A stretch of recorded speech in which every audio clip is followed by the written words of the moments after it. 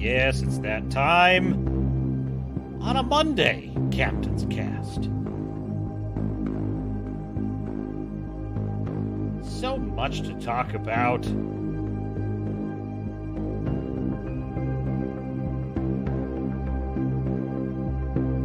Luke, you do not yet realize your importance. You have only begun to discover your power. Join me, and I will complete your training. I'll never join you! If you only knew the power of one, the power of two, the power of Manny. No! No! Now, ascend, my son.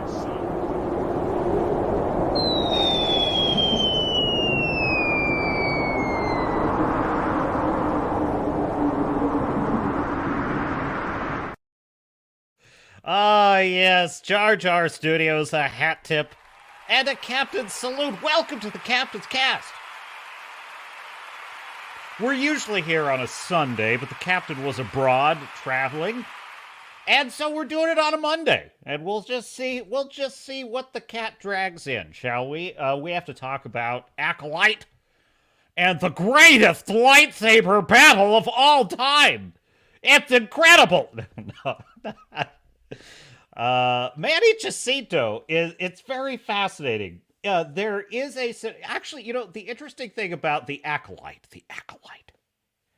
is that there are many possibilities for how this could have been a good show. There really are. I mean this, folks.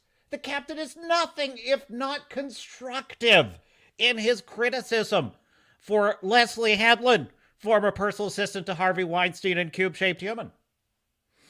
And a very unfortunate-looking woman. It's just a fact of nature, folks. It's nothing personal. Anyway.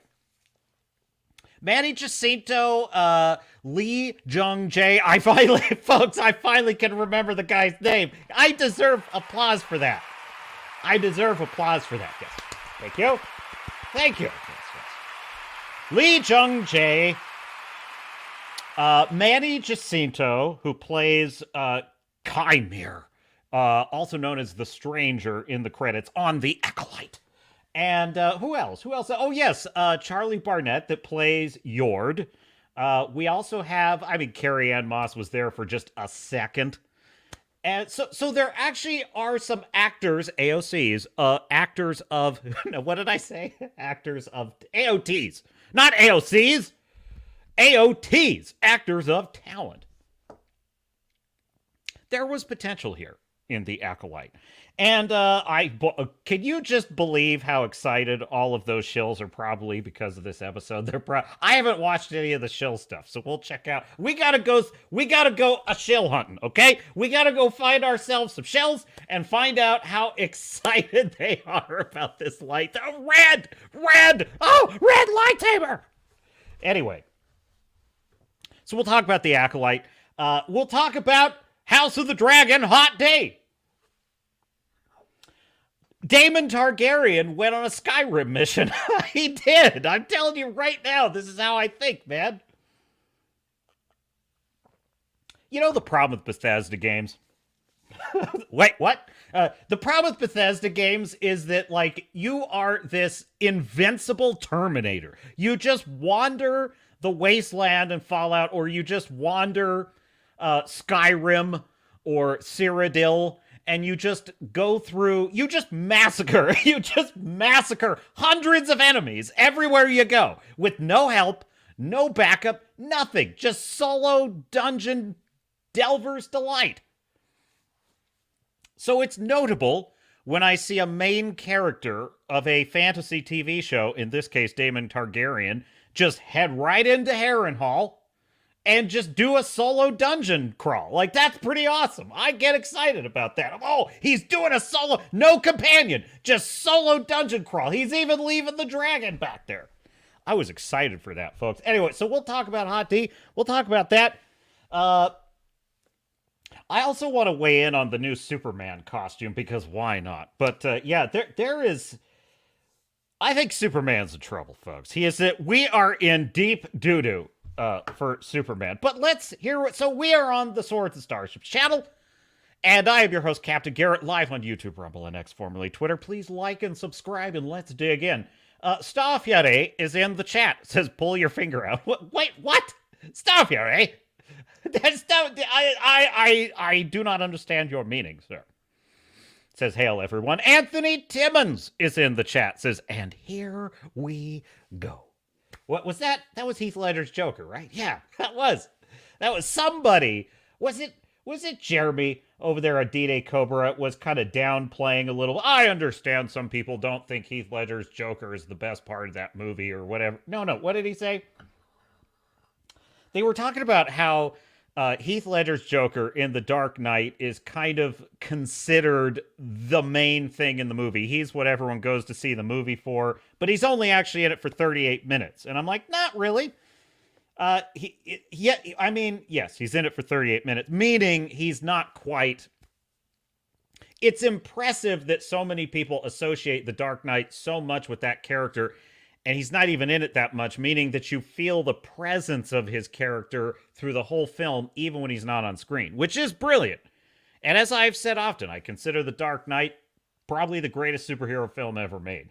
That being said, I don't think I could ever overrate Heath Ledger's performance. That he was incredible in that movie. He's like one of my favorite supervillain performances ever. Just crushed it. And here we go. That was him, right? Okay. Sometimes I get the wires crossed. Starfury says, I watch proper sci-fi Season 5 TNG episodes. Season 5 is truly one of the greatest of TNG. Borg and the Inner Light, which won an Emmy, I do believe, and also Galaxy Quest. So I had a great time. Well, Starfury, that is an excellent slate of science fiction. In fact, what was I? I actually started a rewatch of Firefly myself.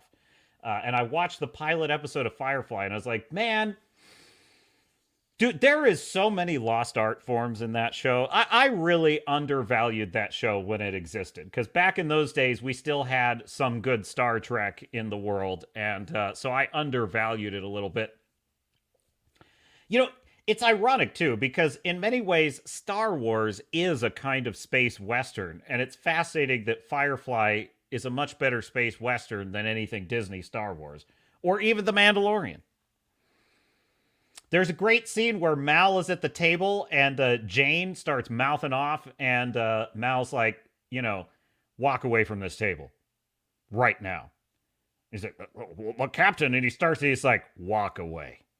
And I'm like, oh, I love that. Damn. There used to be men in charge. There used to be strong leaders in charge of ships in space. Tom is here, says, hail, Captain and crew. Ahoy, Tom. Ahoy. Captain salute. RAPS. That's such a stupid meme. That's so dumb. He's quitting Friday Night Tights as that would be heel versus babyface. Anthony with a great quote from The Dark Knight. Do I look like a man who has a plan? I'm like a dog chasing cars. I wouldn't know what to do if I caught one. It's so great. God, you know one of the best. One of the great things about a Nolan film is the character work. It's so deep and it's so excellent. You never know where his character, the Joker, comes from in that movie, which was very intentional on the part of Christopher Nolan. He's like, that's the idea. He's a force of nature. We don't know where he came from. He doesn't have an origin. And by the way, I like the Joaquin Phoenix Joker origin story, but I like also in Nolan's presentation, there's no answer to where the Joker came from. And you don't need one. And I really like that. And one of the things that I love about that character is the simple ways that they reveal his nature. It's like when Gordon is saying, like, there's no ID in his pockets. All of his clothes are custom, so you can't even trace him to a store he bought them at because he made them himself. Nothing in his pockets but knives and lint. Man, not only was that an incredible line in the movie, but in the trailers, that line gave me chills. Like, everyone was talking about that line. I think it was Jeremy saying, like, the marketing campaign of The Dark Knight was one of the best film marketing campaigns of all time. I agree with that. I agree with that. I remember to this day, it was just one of those movies nobody could wait for. Like, everyone was so excited for that movie to come out. The original trailers of that movie were unbelievably good. Like just the voiceover of the Joker saying, you know, "You've changed things. There's no going back. You're a freak like me." You know, those trailers were incredible. And then like the voiceover of Bruce Wayne saying like, "I've seen what kind of man I'd have to be to stop him," you know. Oh, it was great. Trailers used to have stakes. You know what I mean? Like, because it's a high stakes story right off the bat. It's like, how far will Batman have to go to stop this madman? It's fantastic. Fantastic. It was an incredible marketing campaign for that movie. Seven Samurai Goes to the Opera, says Anthony Timmons. Starfury says, when you watch proper sci-fi, then you watch Acolyte, and you wonder what toxic chemical were consumed by the parents of the no-talent hacks that write modern anything. Yeah, you know, we got to dig into that, because I'm going to tell you right now, the sum of the choreography in the 5th episode of The Acolyte, titled Night, because the previous episode was titled Day. You know, okay, listen. I mean, is it the worst title in the world? No. I mean, Breaking Bad had little whimsical titles, right? Like in season 2, one title is Over, right? Which is actually, I love how the season 2 titles of the episodes in Breaking Bad, there's a hidden message in if you put them all together, it's Flight 727 is the name of the first episode of season 2 of Breaking Bad. Then, I think 3 or 4 episodes in, you get the episode Down. Then you get the episode Over. And then the final episode title, I think, is ABQ. So if you look, so it actually spells out 727 Down Over ABQ, which is an event that happens at the end of the season. So there's clever little stuff in there. So am I saying that naming simple titles for episodes is the worst thing in the world? No.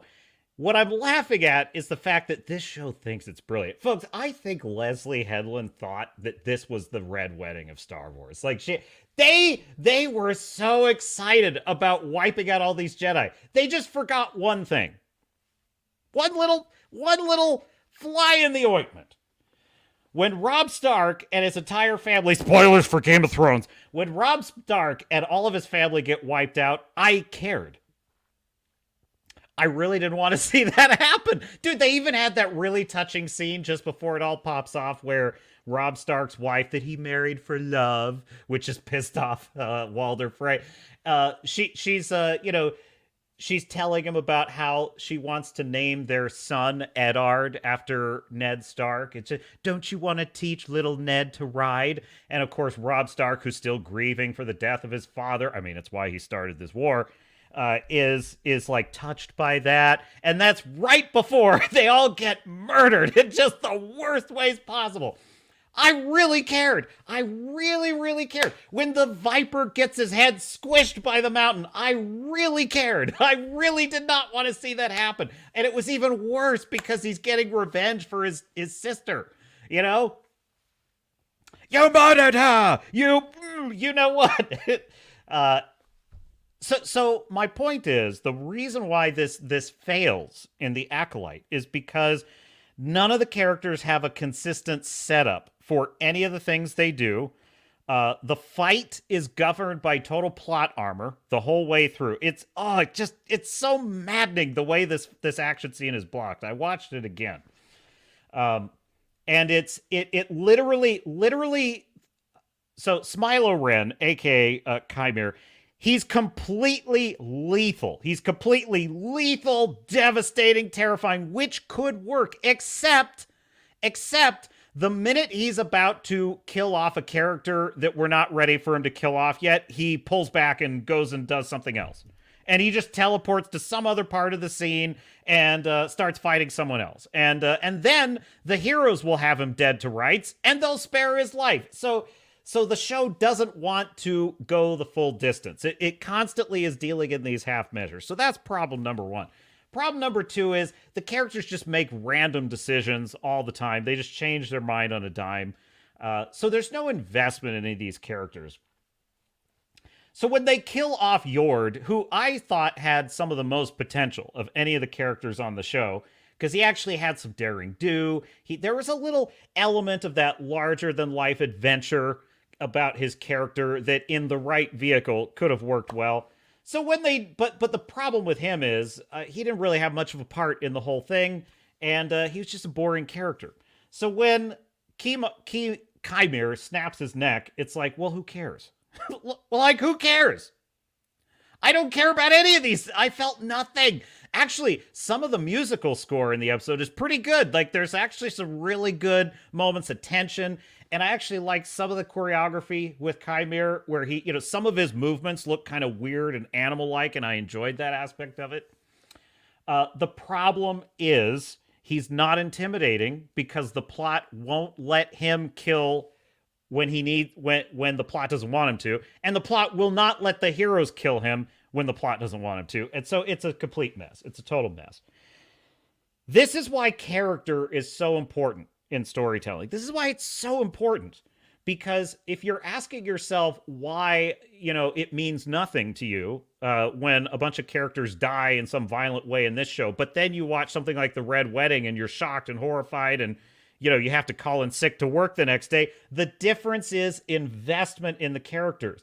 So there's a weird excuse that flies around internet review circles these days, and it goes something like this: why can't you just have fun and enjoy it? Why do you have to pick everything apart? Why do you have to hate on everything? Why do you have to be so negative? Why stories don't have to be perfect? No, they don't have to be perfect. But they do have to make sense. This is why they have to make sense. Now, I'm not saying characters can't do things that are slightly out of character at times, because people do sometimes do surprising or random things. Okay? But then again, that's actually from the audience perspective. This is very important. It's very important. Does the audience have to know the reasons for everything that happens on screen or in the pages of a novel? No. Nor should they, really. But the author or the writer or the filmmaker does have to know. They do have to know. The best example is the writer of the episode 4. I got to find this clip if I can. She was asked about why May changed... No. Yeah, May is the bad one. Okay, or whatever. The evil twin. May changes her mind on a dime and decides she's going to surrender herself to the Jedi. But then in the very next episode discovers Kalnaka is dead. And instead of going out and saying, hey, you're in danger, I'm surrendering to you, take me into custody. Well, then Smilo Ren shows up. And now she's an enemy of the Jedi again. Then she tries to flee. Then she decides she's going to disguise herself as her twin sister and secrete herself into the Jedi to get revenge on him. What the hell is she doing? So when they asked the writer of the episode, why did she make that decision? The writer said, well, I guess because... It's like, you don't know? Like, you have to know this. So the audience doesn't have to know the reason. But the writer must understand the reason, because under the hood of a story, there has to be a framework. There has to be a framework, a logic to what's happening. And that's the problem. I think really good writers make this look easy.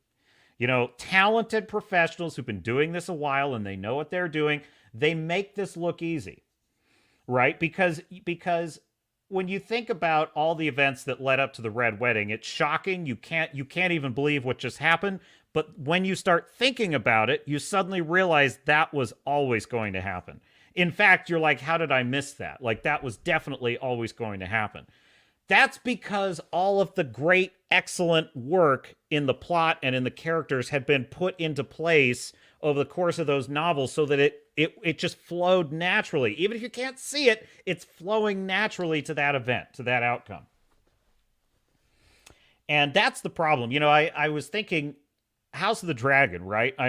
I was actually feeling kind of negative about it after the last 2 episodes. I was like, I feel like not enough is happening, and I was really frustrated. And I just watched it again before this stream, and I thought, am I just being like way too precious? And I couldn't put my finger on why I was feeling the way I was feeling, and then it hit me.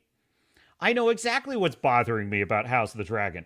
And when I sit down to watch an episode, and I am so hungry for like as much of this as I can get, that literally I start to dread when we get to the half-hour mark because the episode's almost over. And this manifests as a conscious idea, the conscious expression of this is not enough is happening. It's actually quite the opposite. It's actually quite the opposite. There is so much going on in this story, and 10 episodes doesn't feel like enough to me. I want more. I want more and more and more. And like every time the episode ends, I immediately want the next one. I got to see what happens. And what I realized is in very highly complex stories, very well-developed stories, the time flies by. The time flies by and you're like, oh, that wasn't enough. I need more, right? Good stories have more to say than even an episode can contain. Conversely, I watch The Acolyte and I skip through things. I'm like, skip that. Okay, I'll watch some of it. There's not enough for me to stay interested in that show. There is not enough for me to want to sit there and watch it. There's another show, The Boys, exactly the same thing. The Boys, I do not care. I do not care about Butcher's stupid melodrama. I do not care about Frenchie and his melodramatic teen romance with a man for no reason all of a sudden. So it's like, I just want a story about them beating soups. That's what I want. Whatever. Anyway, what's in the chat? Anthony says, oh, you were comparing Seven Samurais to Star Wars. Yes, indeed. And there was a lot of that, there was a lot of wannabe Seven Samurai energy. So I guess what I'm saying is there were elements of the fight in the Acolyte that were pretty impressive visually in terms of choreography and so forth. And I agree generally with, there's a lot of praise. You know, it's funny. The Shills keep saying, oh, all these assholes, they just hate all these actors of color. They just hate them all. I have heard nobody. I haven't heard Mahler or Gary or almost any of the YouTubers I follow who hate this show and are making fun of it. I have not heard them say anything bad about Lee Jung-jae, who plays Master Soul. I've not heard them say anything. Honestly, I haven't heard them say much at all about like Charlie Barnett as Yord. And I've heard them praise Manny Jacinto for portraying a fairly intimidating character. He actually has some really good character actor energy. The fact that it is no surprise when he reveals who he is that's down to just bad writing, poor setup. There just wasn't a good misdirect for the audience. But he himself actually has a lot of talent as an actor. So isn't it interesting that the people bagging on the show are not actually that... They're actually... The only actor that's really getting bagged on is Amanda Stenberg, because she sucks. And also, Leslye Headland's wife sucks. Like, super cringe. That's about it. Everybody else on the show, that there's some... Well, I mean, there's a bunch of no-name actors playing all the bit parts. But there you go. So, anyway. Staffyeri says, when you have a character headbutt a lightsaber, I just lost the will to live. You know, I am probably one of the rare individuals, Star Fury, that will actually, I will defend that a little bit. I think that, so Ryan Cannell, the angriest man on the internet and a Rhodes Scholar where Star Wars Extended Universe is concerned. He was explaining there is an element, a metal, that's very rare, hard to forge. It's in the extended universe of Star Wars, and it temporarily, when it comes into contact with a lightsaber beam, it shorts it out. And the idea is that Qimir, Smilo Ren, has crafted a helmet and some greaves. No, greaves go on the legs, right? What am I thinking of? Bracers. He's crafted some bracers on his wrist out of this metal. And it short circuits the lightsabers. Now, I actually think that's a pretty interesting concept, and I think that adds a really interesting dynamic into lightsaber fights, and I think that could work. The reason why it falls flat in the show is because there was no setup for it. There was no setup for this at all. We were never hinted that such a thing existed. And actually, when I saw the episode, my first reaction was, I kind of did figure it out. I'm like, this must be something that shorts out lightsabers, which I didn't necessarily have a problem with.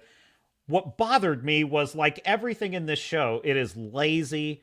It is slapdash. It leaves the audience confused. Wait, what's going on? I don't understand. Why is the lightsaber working? And the reality is, when the plot wants him, that would be Qimir, to be lethal, he is. And he just wipes out Jedi left and right. When the plot wants him to stop fighting when he's got Master Soul on the ropes and start monologuing like a bad comic book villain, he does. And it kills all the tension and it ruins it. So it's how you do it, Star Fury. You have to do it the right way. Anthony says, the Acolyte has no characters that I care about. They could all die in the most horrifying way, and I'd be like, so what else have you got? I felt nothing. I felt nothing. I didn't even feel like, some people are like, oh, it was fun watching him wipe out all the Jedi. I'm like, I didn't even feel that. I was just like, whatever. I can tell that the show wants this to be like a red wedding of sorts. The problem is, I don't even know who any of these characters are. I have no real investment in them.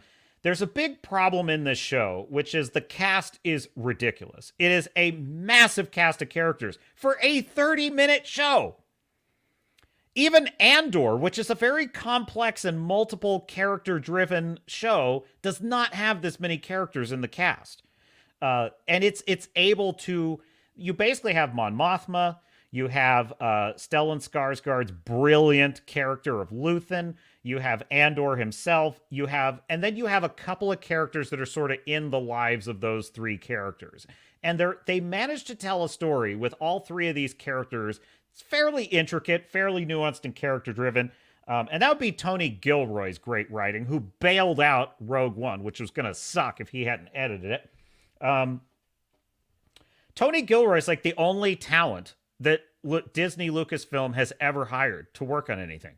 He's basically the only one. That's it. So you might make a case for Jon Favreau in the first couple seasons of Mando. But I would say Tony Gilroy is about the only showrunner of any talent they've had in the entire history of Disney Star Wars. And it's fascinating to me that cast was very complex, but still smaller than the Acolyte's cast. So there's no time to get invested in any of these characters. And so when you see Smilo Red, he descends from nowhere. First of all, we all know who he is under the mask. That's not a surprise. I mean, I was thinking maybe it'll be one of the witches. I kind of thought it might be one of the witches. But yeah, from a strictly on the face of it, it's pretty obvious. Well, if process of elimination, it's got to be, it's got to be Qimir, right? It's a damn crime, because I'm telling you right now, if you made the show simply about Soul and Yord, I think you should have had it be Soul and then Yord is his Padawan. Sort of like Qui-Gon and Obi-Wan. And then you have... Actually, quite frankly, the whole sister storyline is stupid as hell. So I don't even really think I could suggest a way to rewrite that would be better. But there is a show that does a storyline between two sisters who become enemies, and that's Arcane on Netflix, which does a brilliant job of two sisters kind of torn apart by their different allegiances. And that's a much better way of getting at it. But I think you make this a story that is around Yord and Master Soul on a why-done-it hunt across the galaxy, and you just make it be that it's Qimir and his apprentice are the antagonists of the story. And if you just tightened the story around those characters, then you can have some ancillary characters that fall in with them. Some people they pick up on the road, maybe a bounty hunter that travels with them. Mando did this fairly well. Mandalorian, he would run into Gina Carano's character.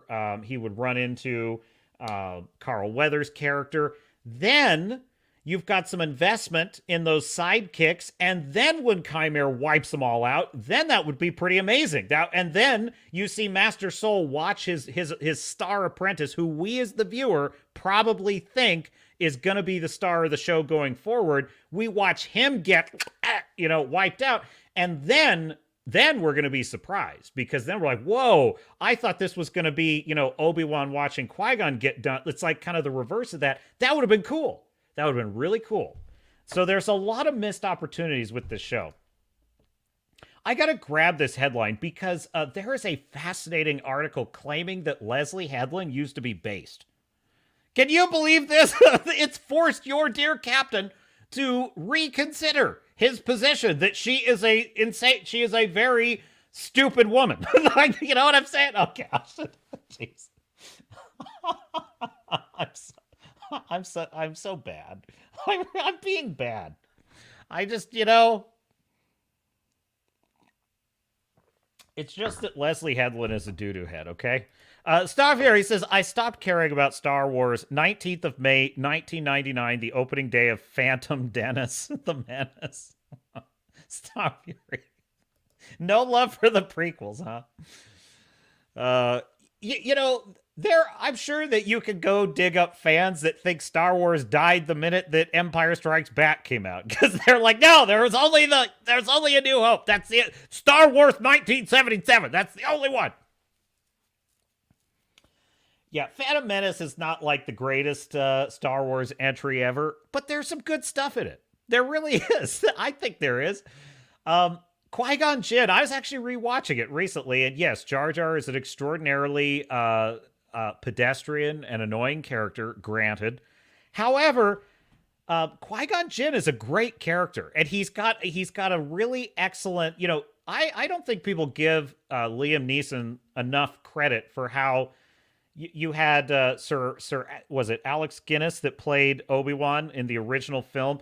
There's a lot of symmetry between that older Obi-Wan that trains Luke Skywalker in New Hope and Qui-Gon, who you can definitely tell is a spiritual predecessor to that character. And he has that energy of a kind of warrior monk. And I think that Qui-Gon Jinn really helped continue that idea of like, what is a wise Jedi? What are they like? And I think that that's one of the reasons why I really like, to an extent, Lee Jung Jae's, if not the lines he's saying, his performance of the character of Master Soul, because he kind of fits. He kind of dovetails with that same performance of, Alex Guinness and Liam Neeson, who played, I'm starting to second guess myself, Obi-Wan original actor. Alec Guinness. I was saying Alec Guinness. Okay, corrected myself. Anyway, so I guess what I'm saying, Starfury, is maybe we can... Let's see, chat. Can we persuade Starfury to like the prequels? I mean, can I really defend Attack of the Clones? I hate sand. It gets everywhere. There's a lot to like, though. Say one thing for the prequels, okay? Say that they were fun adventures. I really do feel that way, because I'm watching Phantom Menace, right? And I'm thinking, even after having seen this film so many times, and it's such an old film, it actually makes the galaxy feel larger than anything I've seen in Disney Star Wars. It feels like there are more places to go. There's more mystery and exotic elements of the universe in those films. Everything has a kind of novelty about it. Even Coruscant feels larger in those films. And I think that's because George Lucas wasn't just riffing like a cover band performance on what had gone before. Lucas was literally thinking deeply about the universe and what was underneath all of that. And you can tell because it comes through on the screen. And so my point is, my experience of like the Phantom Menace, and Attack of the Clones, and especially Revenge of the Sith, I just remember feeling like it's an adventure. And I felt excited. I quite enjoyed following young Anakin in Attack of the Clones on his little adventure with Padme, which maybe is not persuading you, Starfury, but I'm just saying, nothing in Disney Star Wars feels like an adventure to me. It feels like a chore. So that's the problem there. In any case, Wrangler says, hail, listening from work. Ahoy, Wrangler. Ahoy! Starfury says, why did May keep changing her mind? Well, she is a woman after all. Time of the month, maybe? Perhaps they should have given her some blue chocolate or something. Starfury. This is why we have like a 0% female audience, Starfury. I blame you.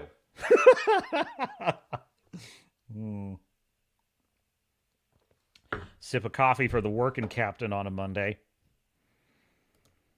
I'm an odd duck because I sort of like Mondays. Is that weird? I kind of enjoy Mondays. Even at the day job, you know? I enjoy that I'm at the beginning of the week. We can start afresh. And which is why sometimes my coworkers plot to axe murder me. So, hey guys, happy Monday. Shut the yeah, you get the hell out of here. Neutron Pack is in the chat. Says, also, you don't need to talk about Jedi doesn't kill an unarmed man. Oh my god. That's a great example, Neutron Pack. So there's an exchange in this episode where Qimir delivers this line that is meant to be like super deep and super exciting and villainous, where he says, you Jedi have all these rules. You Jedi have rules. That's why it's great to be a Sith, because we don't have rules. If you don't have rules, you can never break them, or something to that effect. Which I actually think would have been a really good line, except that the reason he's saying that is because Master Soul was about to kill him, beat him, defeated him, and was about to kill him, and then for no reason, Osha says, stop, don't. And then he doesn't, and then he lets the guy go. He didn't even try to, tie him up or something. It's like, what? Why wouldn't you do that? Well, okay, fine. You don't have to exactly execute him right here on the spot. Yes, you do. But even if you don't, that doesn't mean you just let him, get back up. What the hell is that? And then Osha, after he gives that little monologue speech, Osha, sticks a flashlight on his back and attempts to kill him with a bunch of bugs that are, attracts a bunch of bugs, which carry him off into the trees. It's dumb as hell. Now, what is my problem with that? Well, this is not a well thought out world, because if I was writing this episode, my question would have been, why don't the Jedi? What is the Jedi's? What is their rule? In this situation, what is the Jedi's rule? And if you're gonna say, well, they haven't encountered the Sith in 1,000 years, well, that's breaking canon anyway, based on the Phantom Menace. But let's leave that aside. Okay, fine. Let's say they have not seen a Sith in 2,000 years. This is a unique situation. They would still have protocols for dealing with rogue Force users, don't you think? I mean, what if a Jedi Padawan breaks a law or kills someone on Coruscant? That's got to happen occasionally, at least. And so therefore, there must be restraints, weapons, rules, protocols for dealing with Force users that need to be apprehended. There would have to be. So that scene shows me that they don't actually have any idea what Jedi are supposed to do with prisoners. There's no sense of what is even the due process. What is even the due process for some of the Jedi arrests? That doesn't make any sense to me at all. So that's a great point about every almost good line in this show is undermined by either the total lack of setup, the complete contradiction, or just the complete lack of support for that character saying that or doing that action. It doesn't make any sense. Yeah, you're saying after the guy... But which, by the way, there's plenty of Jedi who attack unarmed people in this episode. What's it? Jackie attacks May, and she's unarmed. May is unarmed. What are you doing? You can't attack her. It's so weird. It's like, attack me with all of your strength. And then later in the show, the Jedi just, they just attack her with all their strength. But they refuse in the first. This show has no idea what it is. This show has no idea what it is. If it were the Acolyte, Rebel Moon, Nobody would care about this show. Nobody. There would be no shills talking about the great lightsaber fight. Dude, there were great laser sword fights in Rebel Moon. I mean, they made no sense. The setup for them was stupid. But yeah, there's a crazy, dramatic laser sword fight in Rebel Moon. There's no shills for that. Nobody gives a shit. Nobody cares. Because it doesn't bear the name Star Wars. Starfury says, I read Headlamp wants to adapt Kiptor, Kptor, Knights. Help me out with that. If that happened, I will go insane. Stormcrow says, at Captain Garrett, hello there. Why, hello there, gentle Stormcrow. How are you? A captain salute to you, sir. Starfury says, I read Headlamp. Oh, yeah, KOTOR, Knights of the Old Republic. Okay. Cool. I was thinking, oh shit, the captain doesn't know his stuff. And it's because Starfury put the wrong acronym in the chat. I was thinking about, you know, Starfury liked Atlas, folks.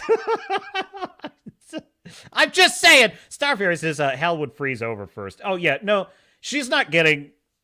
Well, actually, I shouldn't speak too soon because there is a scary track record of people failing upwards at Lucasfilm. But I was gonna say I don't think Leslye is ever gonna get another Star Wars show. But to the extent that is the case, I think that's because Star Wars is. I don't think Star Wars is gonna get many more shows on Disney Plus for a while. Stormcrow says, I adore Revenge of the Sith. Fight me. Yes, fight him, Starfury.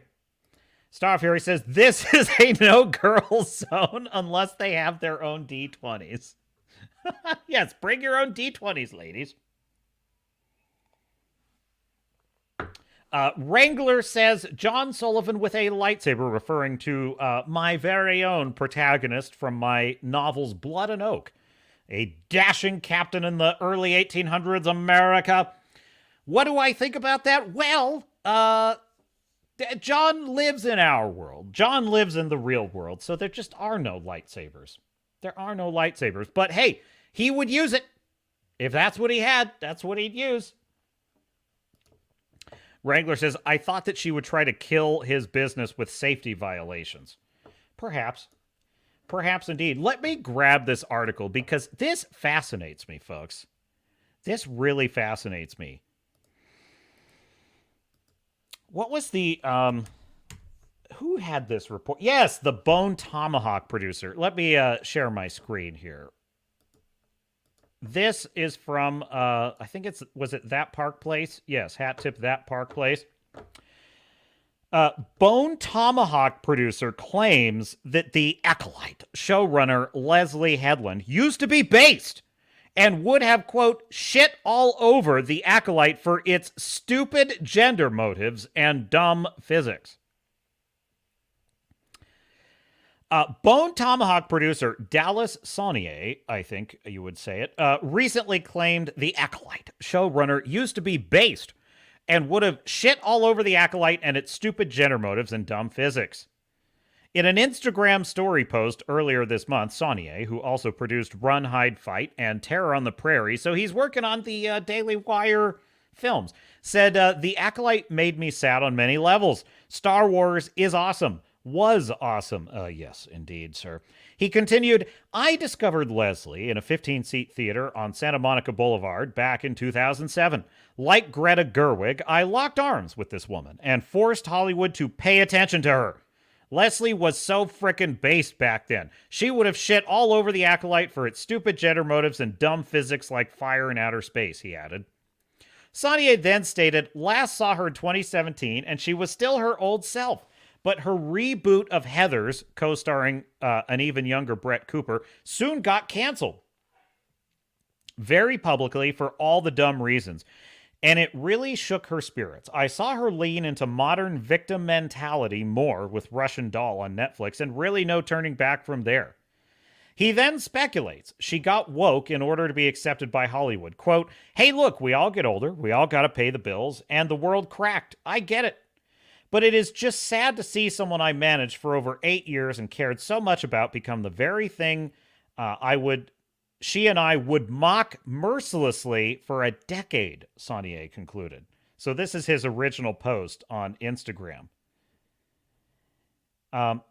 Headland, the article goes on, made it clear she is indeed a proponent of woke ideology now and claims she felt sad that people reject queer ideology. She told The Hollywood Reporter, quote, honestly, I feel sad that people would think that if something were gay, that would be bad, close quote.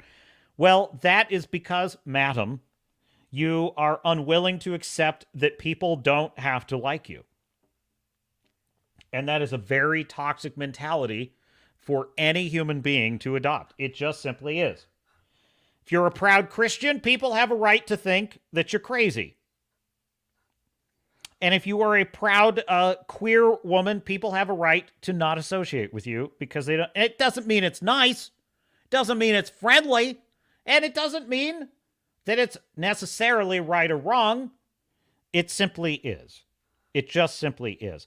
And my point is, you cannot force people to agree with you, but you can persuade people. You can persuade people with clever writing, entertaining characters, bringing people in to have fun with you is actually a way to build bridges. That's the interesting thing. See, this is what wokeness has destroyed in our society. Wokeness has destroyed our ability to put aside all of our self-seriousness and just have a little fun. And one of the best examples I can think of is sports, because I am not a sports guy. I'm just not. Can you tell? But I'm not a sports guy, right? But I used to love going to like sports bars with friends and watching them watch sports, which sounds a little creepy. I don't mean it that way. It's more like I'm there and they're having fun, and I love that they're having fun.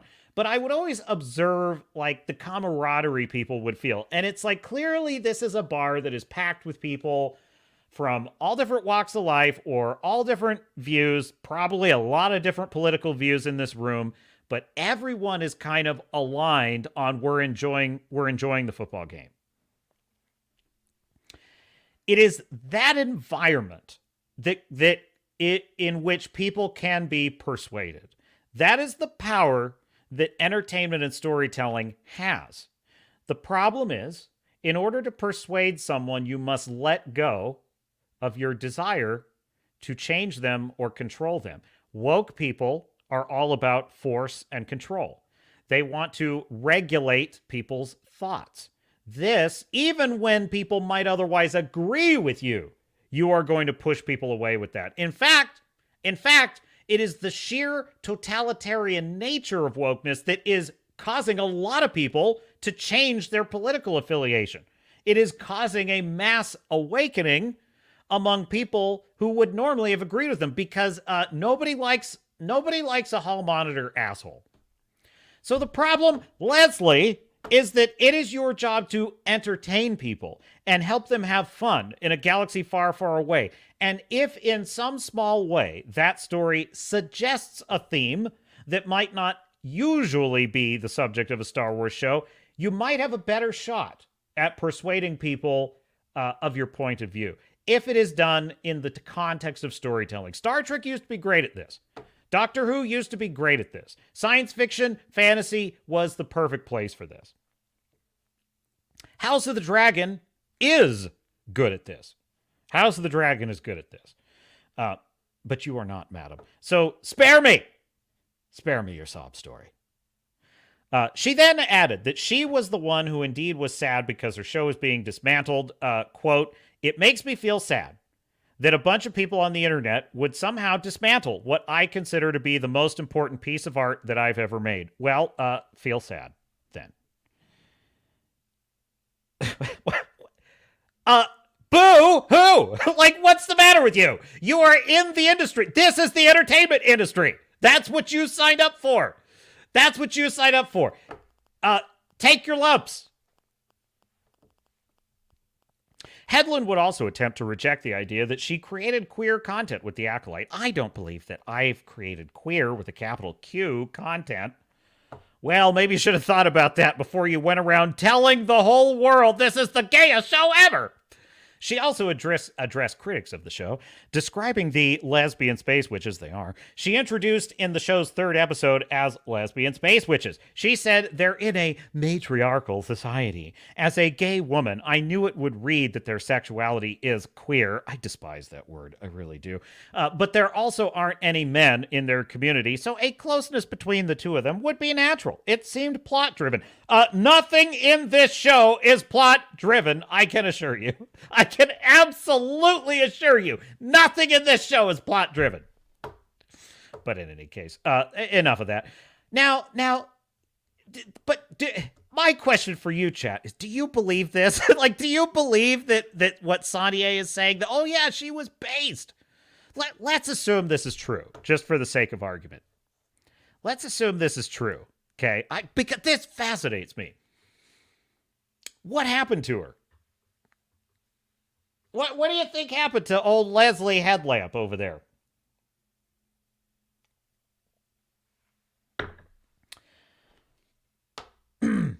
What I would say is, I think that whether or not she ever would have laughed at a plot as stupid as the Acolyte, whether or not she would have disliked the kind of rabid gender ideology of the Acolyte, regardless of all of that, she's not a talented writer, and I suspect she was not back then either. And if anything, I would guess that if you aren't a very talented person in that industry and you still want to get your shot at a show, I would think playing the political game would be a way to do that. In fact, I would say that almost perfectly aligns with my assessment of what's going on in what, you know, I actually, over the weekend, I was traveling, I was on vacation, and I talked to a lot of normies who were asking me why I thought that shows and movies were so bad right now, and there was just too much to tell. I'm like, well, let's see. I usually do a 4-hour show on this on Sunday, so how much time you got? But I just explained that there's a combination of things, but one of the things is DEI has allowed mediocrity in the door. Because when you can say that talent and credentials are less important than skin color and queerness and all that bullshit, well, this is what happens. People that are either not talented, not creative, or just simply not ready, are given $180 million projects to work on. It's ridiculous. And it's exactly why DEI in the industry has destroyed it, has absolutely destroyed it, because you have mediocre people who have no business running a show at this level. Now, listen, can Leslye Headland maybe do a good low-budget half-hour sitcom on Netflix? Maybe. Maybe that's what she's good at. I kind of doubt it. I haven't seen anything else she's written, but she doesn't seem to understand how a plot works. She doesn't seem to understand that at all. So I don't know. Part of the problem is Star Wars is a fantasy universe. It's a science fiction, if you prefer. But it is a fantasy universe, right, at its basic level, which means that involves lore. And at this point, that means a lot of detailed lore, a lot of continuity, a lot of interconnected storylines. And I get the impression from the Acolyte that no one working on it really has any kind of a command of the Star Wars universe. They don't really understand it. But worse than that, I don't actually think they're very curious about it. Because I think that the only reason you would want to set a show 100 years before The Phantom Menace and have it surrounding Jedi would be because you wanted to explore mysteries and questions about the Jedi Order. You know, what were they like? What was it like before they knew there were any Sith around? What were they up to? You know, those are questions I think most fans of Star Wars would find interesting.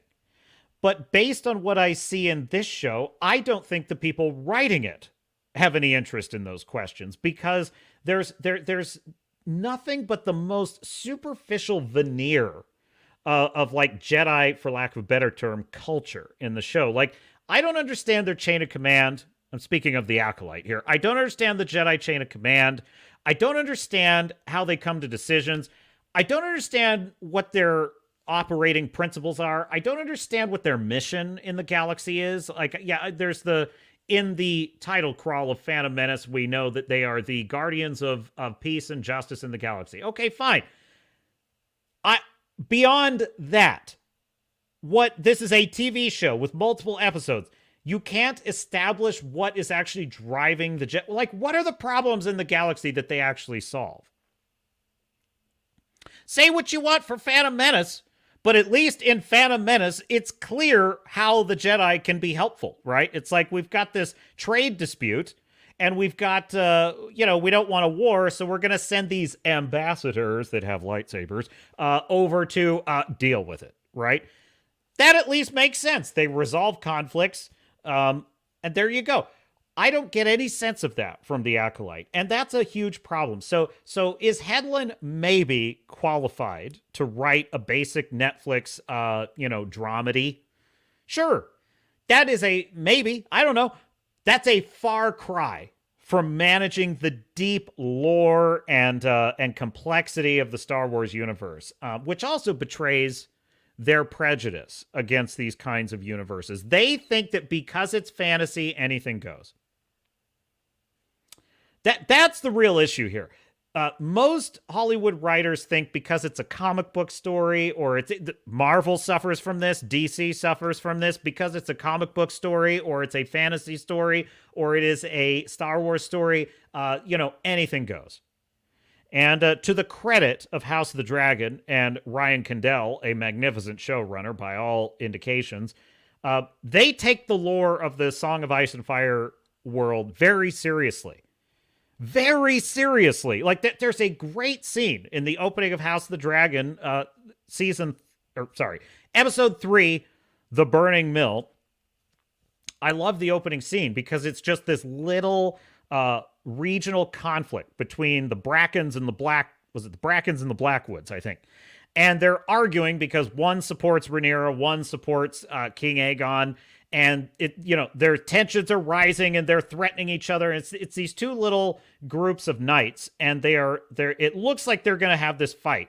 They jump cut to the aftermath of this massive battle, and there are thousands of bodies just rotting, the windmills burning, and it's ugly, it's hideous. It's like you're just looking at the aftermath of this battlefield, and I thought that was a brilliant edit. I loved that edit because it's like this. You just see how, you get a snapshot of the beginning and the end, and how this little tiny conflict balloons into hundreds of bodies rotting on a battlefield. Love it. I love that. That is taking the premise of the Song of Ice and Fire series deadly serious, and that's why it works. That is why it works. What else do we have here? The Wrath of Osha, says Wrangler. Yes, indeed. Star Fury says, what is your sword fight in movies? Mine is Princess Bride, Dread Pirate Roberts versus Inigo Montoya, which is great. That's a brilliant sword fight. I have a lot of them, frankly. A lot of great sword fights. I would say probably one of the most authentic and real world accurate portrayals of a sword fight ever was in Roy Rogers with Tim Roth versus Liam Neeson. It takes place during the Jacobite rebellions in the 18th century.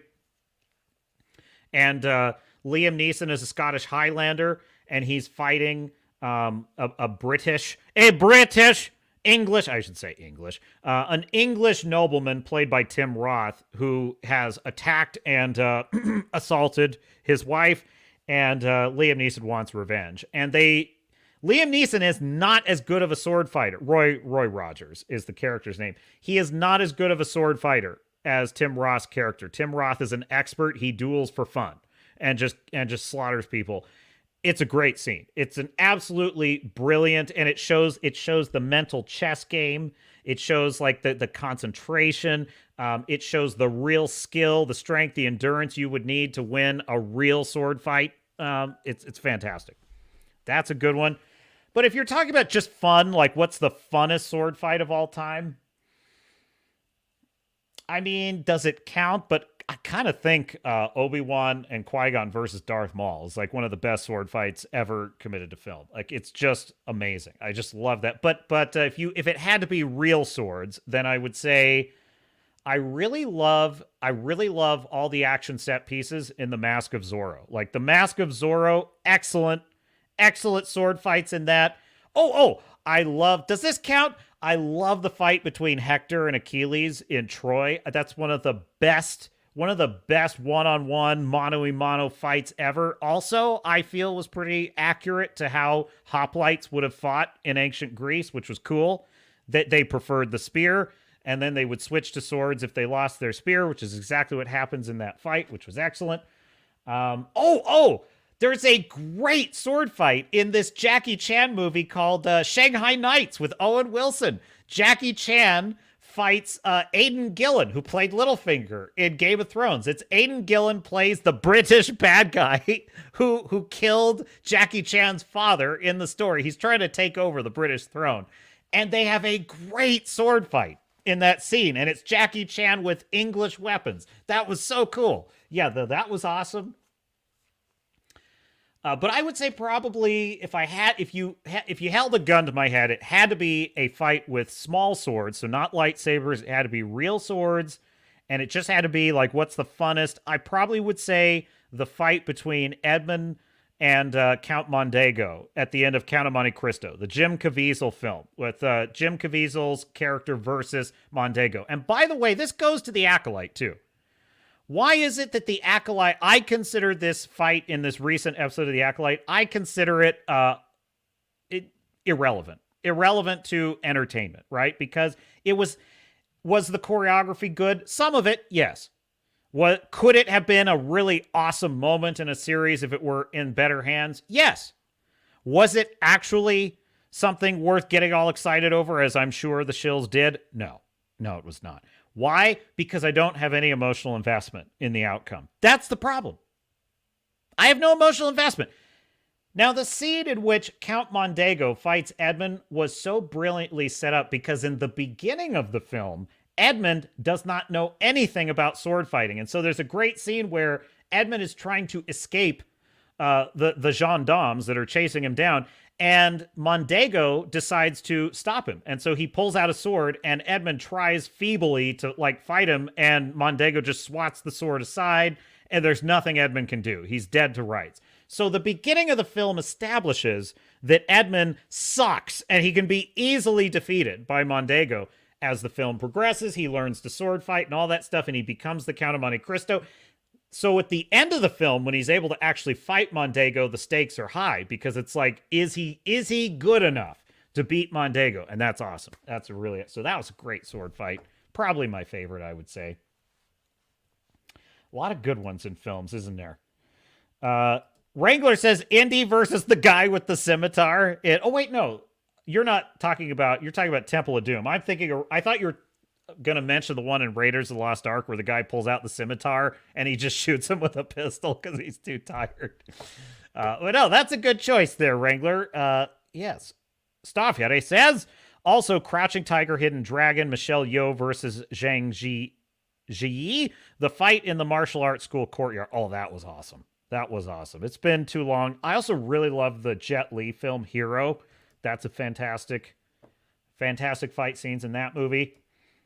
What did I say, Wrangler? Roy Rogers is Rob Roy. Okay, thank you. I misspoke. I was saying Roy Rogers, who was a cowboy. It was Rob Roy. Rob Roy is the name of the film with Liam Neeson, with probably the most technically unimpeachable sword fight on film, at least with Western weapons. I won't speak for Eastern portrayals, but I'll just say as Western weapons go, that was probably one of the best ever. Rob Roy, not the singing cowboy. Roy Rogers says Star Fury. Yes. I would play that scene. I've played it on the Captain's Cast before. I really love the fight between Montero and Anthony Hopkins, Diego de la Vega in Mask of Zorro, juxtaposed with the fight between Antonio Banderas, Alejandro versus Captain Harrison Love. I really love that. Which, you know what's crazy if you've seen Mask of Zorro, Captain Love was a real person. That he was a real guy. So he's a real historical figure. Okay, Rob Roy. I'm literally not going to play like hardly any of this. What do you mean connect to the internet? There it is. Okay, yeah. Here we go.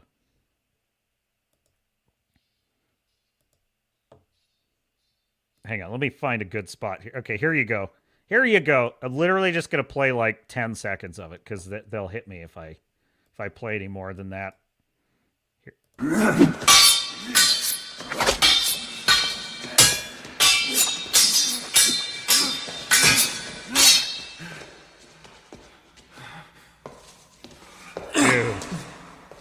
Dude, see, I love that. I love that how they circle each other. You see them thinking. You see him working it out. You see he's frustrated. He should have been able to beat him right there.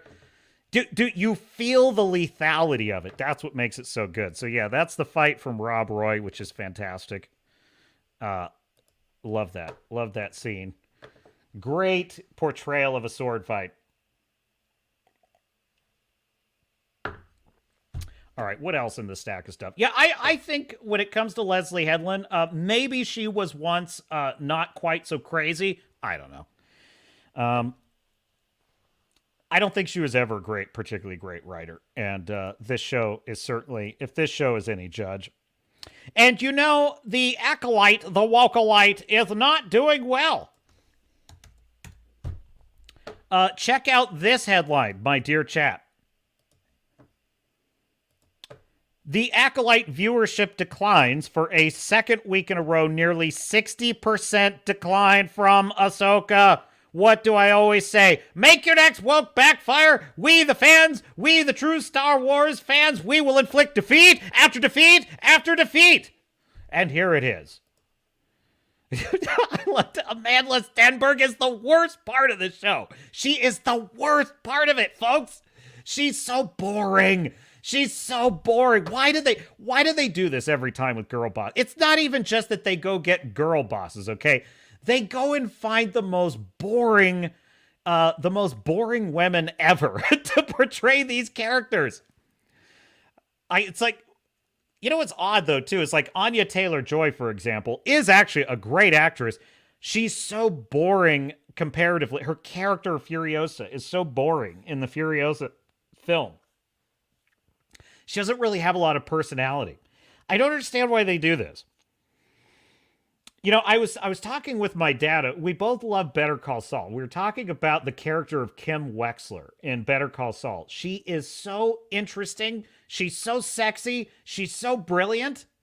She's a great character, and she's complex. I was talking about how there's this great scene in the show where she just, Chuck, Jimmy's brother, is trying to just tell her what a scumbag he is, and you kind of expect she's going to agree with him, and instead she's like, the fact of the matter is, Chuck, you're an asshole, and you treat him like dog shit, and all he's ever wanted was your love and your respect. And you're like, oh, wow, she took his side. Then she gets in the car with Jimmy, who did do a bad thing, and she slaps him because he did a really bad thing. So it's like she's kind of calling them both out on their bullshit. It's fascinating. It's great. Why can't they write interesting women? These wokies. Like, they don't. It would be one thing if they were putting interesting female characters and everything, but they don't. They don't. They go and find Emilia Clarke, which, no disrespect to the actress who portrayed Daenerys Targaryen. I have not seen her be particularly interesting in anything else. Resuming with the article, oh my God, folks! I totally forgot I was gonna get this clip of May. She does the most girl boss, stunning and brave haircut of all time. It's unbelievable. You wouldn't believe it if you saw it. I got to tell you about this. So in the episode, right? For like the 17th time, May changes sides again. That's right. She hates I'm going to murder all the Jedi. Then she decides, I'm going to turn myself into the Jedi. And I love my sister. Then she finds her sister and says, oh, you suck. And then she goes and apologizes to Qimir. I'm sorry, master. I made a mistake. And he's like, you're weak. You've always been weak. And then she's like, oh, I'm going to run away from you. And then she's like, no, I'm going to fight my sister, who I said a moment ago I liked. And then she's like, now she's going to change allegiances, May is, and she's going to impersonate her sister among the Jedi as part of her evil plan. And so, in preparation for this moment, she does the whole assume the karate pose of attack me with all your strength, and then in the most dramatic way possible, she bends forward so all of her dreads hang down like this. She ignites her lightsaber and she does a haircut with the lightsaber, and it's the most stunning and brave thing you've ever seen. I made me cry, man. I had a tear come down. I was like, oh man. That is the most stunning and brave haircut I've ever seen. So anyway, it was hilarious. Resuming with the article. Viewership for The Acolyte has declined for the second week in a row, according to data shared by analytics firm Luminate. As reported by Variety, viewership for The Acolyte declined to 232 million minutes watched for the week the show's 5th episode debuted. That's a decline of 11% from the previous week, which had a total of 262 million minutes watched. Of note, the runtime for both the 4th and 5th episodes are nearly identical. The 4th episode has a runtime of 34 minutes, 2 seconds, while the 5th episode runtime is 34 minutes, 5 seconds. The show hit its peak viewership with the release of its 3rd episode, which introduced lesbian space witches, as well as a replacement for the force called Thread. I kind of like how they left out the definite article there. It kind of works, The force is now Thread. Viewership for the week the 3rd episode debuted topped 380 million. The least viewed week was the show's premiere. The 2-episode premiere only brought in 210 million minutes. Now, let's get a comparison here, shall we? So we have Bridgerton. What the hell is that? I don't know. But it's on Netflix, and I hear the chicks dig it. I don't know. In any case, Bridgerton comes in number 1 with 1 billion minutes watched. Okay. Then you have America's Sweethearts, Dallas Cowboys Cheerleaders, 687 million minutes watch. We're just going down the line here. The Boys. Okay, let's take The Boys on Prime Video. 505 million minutes watch, which is down 32%, by the way. So The Boys had 750,000 minutes watched in its early episodes, and it's in decline. Which makes sense. Folks, nothing is happening in The Boys. Nothing happens in that show. It's like, I cannot stand, the issue is not the wokeness, it's woke as hell, and it hates your guts if you're anything other than a left-wing wacko. But that's not the issue. The issue is they're not doing anything. They don't hunt soups. It's annoying. Decorum here, the captain will compose himself. Love Island. Love Island. Now listen, look at this. Love Island is going up. It started at 257 million minutes watched, and it has increased to 500 million on Peacock. We have Presumed Innocent, a David E. Kelly show. I used to love David E. Kelly shows. He had The Practice and Boston Legal. I used to love those. I doubt that's any good, though. It helped when I was still a sweet summer child who believed in the American justice system, but that's neither here nor there. The Acolyte is way down here at 232 million minutes watched. The show hit its peak viewership with the release of its 3rd episode, which, okay, I already read that part, which was 380 million. Okay. You have this Eric show on Netflix, which is hitting 1.1 billion. Yeah, I pass on that show. Just not interested. Dancing for the Devil, that's 714 million. See, it's actually kind of like docu-series that are beating it. Reruns, or no, is that reruns or is those new episodes evil? Never mind. Forget that. Of note, the viewership fluctuation also reflects the total number of reviews for individual episodes on IMDb. The first episode received over 20,000 reviews, while the second received over 18,000. The third episode received over 20,000 reviews. So they're hitting about 20,000 reviews the first 3 episodes of The Acolyte. However, the fourth episode of The Acolyte only received 11,000 views. The fifth episode only has 8,400. So folks, only 20,000 people bothered to review the first episode of The Acolyte. The most recent episode, less than even 10,000. Like only about 8,400 people have bothered to review The Acolyte episode 5. But I thought all these YouTube reviewers were helping The Acolyte by talking about it. The show's viewership is also significantly lower than Ahsoka, which aired during the summer of 2023. The show's 2-episode premiere brought in 829 million minutes, as reported by Nielsen, compared to The Acolyte's 210. So Ahsoka's first 2 episodes had 4 times the viewership of The Acolyte. While Ahsoka declined the week of its 3rd episode to 487 million minutes, and The Acolyte increased to 380, Ahsoka still had over 100 million more minutes viewed compared to The Acolyte. Ahsoka's 4th episode hauled in 459 million minutes compared to just half that, 262 million, for The Acolyte. 5th episode of Ahsoka raked in 577 million compared to, again, less than half that much, 232 for The Acolyte's 5th episode. So the bottom line here is The Acolyte's viewership has declined 60% from what Ahsoka was getting in the same number of episodes. So almost two-thirds of the audience of Ahsoka, they're gone for The Acolyte. They're not interested. Oh my gosh, there's Leslye Headland's wife. So stunning, so brave. It's just, oh my God, what a stunning and brave performance.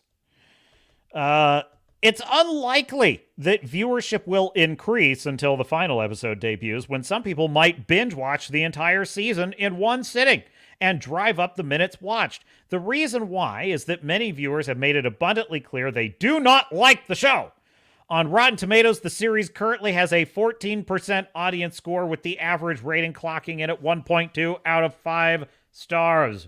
In fact, let's take a gander at the Rotten Tomatoes on this thing. I haven't checked it lately. Have not checked it lately. By the way, House of the Dragon is above 90%, both critic and audience score. Just thought I'd point that out. Acolyte. Where is it? Where is it?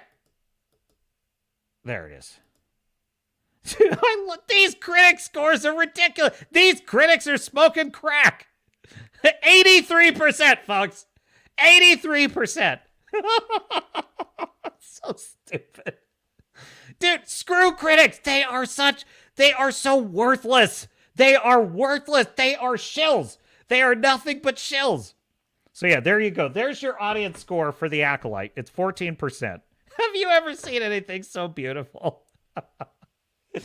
It ticked up a little bit. I think it was down to 13, and then it ticked back up because of the lightsaber fight. I think, the fandom has had it. The fandom has had it with this. I'm just curious. I just, just a sampling of a couple of critic reviews. Oh, I do love this. Neil Justin from the Minneapolis Star-Tribune. He's one of the brave few that rated this rotten. Quote, "The sight of a lightsaber coming to life has become about as thrilling as turning on a table lamp." Oh my God, that is awesome. That is so well said.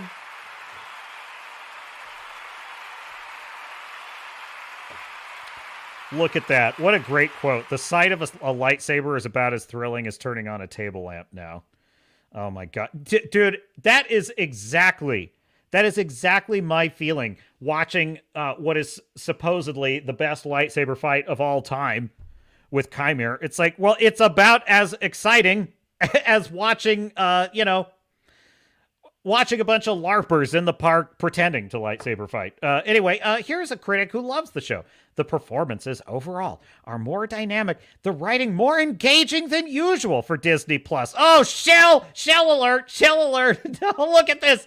This is all, they always talk in this Orwellian doublespeak. So what you're saying is that you are acknowledging that it's shit. This is just slightly better than usual shit.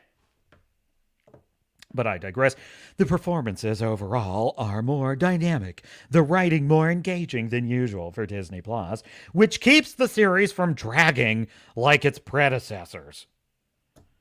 Oh my God. Oh, could anything be more exciting than a 3-episode build-up to a Wookiee lightsaber fight only to discover the Wookiee was killed off screen? Oh yeah, that really keeps it from dragging, don't you agree? While the Acolyte is mostly able to skirt by, given how well its cast sells the emotional context of each scene, I actually kind of agree with that. I agree with the fact that they sell emotional context, but I don't agree it's helping the show. The degree of narrative withholding Headland is attempting here threatens to undermine a lot of this otherwise strong character work. Oh my God, you almost had me on your side. This reviewer, they're such hacks. There is no character work in this show. The main characters change their mind constantly for no reason. The show refreshes the franchise by remixing some of the film's more potent archetypes while remaining accessible to neophytes. Oh, that is a snooty, pedigreed, intellectual critic, if there ever was one.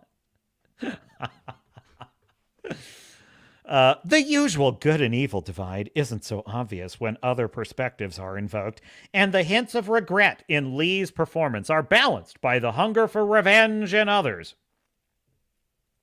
It's a manhunt thriller, oddly low-key in feel, punctuated by somber, expositional dialogue. Oh, I do agree. It's expositional dialogue. I do agree with that. The Acolyte benefits from being a fresh start for the creators and the audience alike, with no homework required. Things may skew a little familiar in the early running, but the subversive Headland surely has some more sneaky rug pulls up her sleeve. Oh, that's such cope. Dude, I hate this. I hate reviewers that do this. Do you see what the reviewer's doing right there? They're saying this sucks, but surely Headland has better ideas ahead. Yeah, exactly. How many of these have to fail, Sir Madamorit? That would be Graham, Virtue of the Guardian. Useless. How many of these have to fail before you idiots will learn?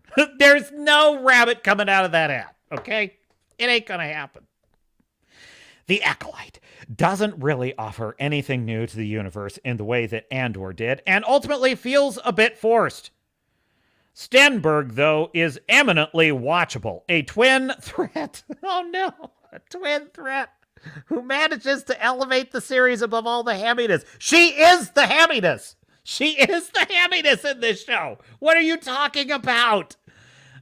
She is the worst part of this show.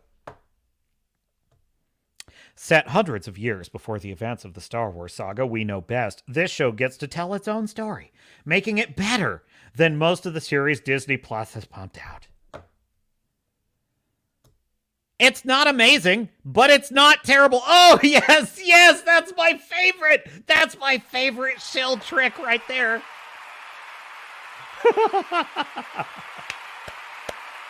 Oh, I do love it. What do I always say about the shills? Look at how they pretend it's good, and they use this kind of double speak to cover it, you know? It's not amazing, but it's not Terrible. Oh, wow. What a great review. It exists where most cultural output exists, in the middle. Instead of the internet's demand that everything is either the best or the worst thing ever, because otherwise no one will pay attention, the middle is fine. This is not the middle of anything. This is the worst one of these. This is the worst one of these. That would be Wenlei Ma. No, because the middle is what we now actually think of as good content. Like when we actually get a story that's pretty good, that's where the middle used to be. So anyway, that's the reviewers. Should we look for some Grizzy shills? I feel like we should look for some Grizzy shills because there is a type of human who suffers from a debilitating disease called shillery by proxy. It is it's horrible. It's incurable.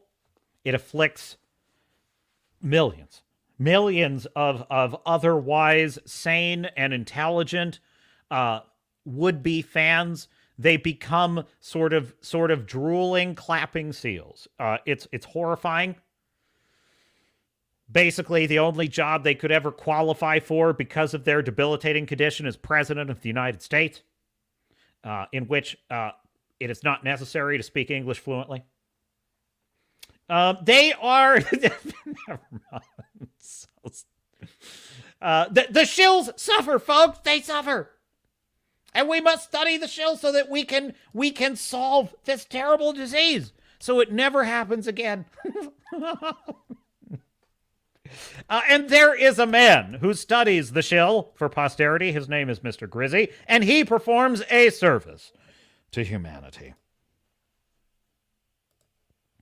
Let's go a shill hunting, shall we? Dude, his member streams are great. He goes looking for shills. He goes looking for shills to put on his videos.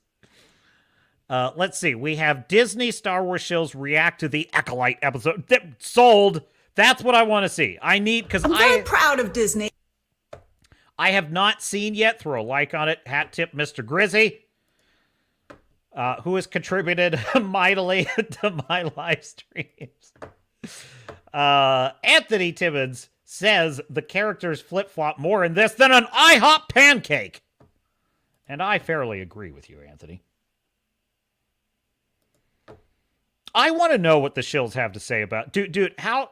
On a scale of 1 to 10, like how over the top excited, just creaming their jeans are they going to be for this lightsaber fight? I think they're going to say ridiculous shit like it's the best fight ever. It's better than Revenge of the Sith. This was more emotionally. This tore me up like the Red Wedding. I mean, I'm telling you. I'm predicting a lot of hyperbole.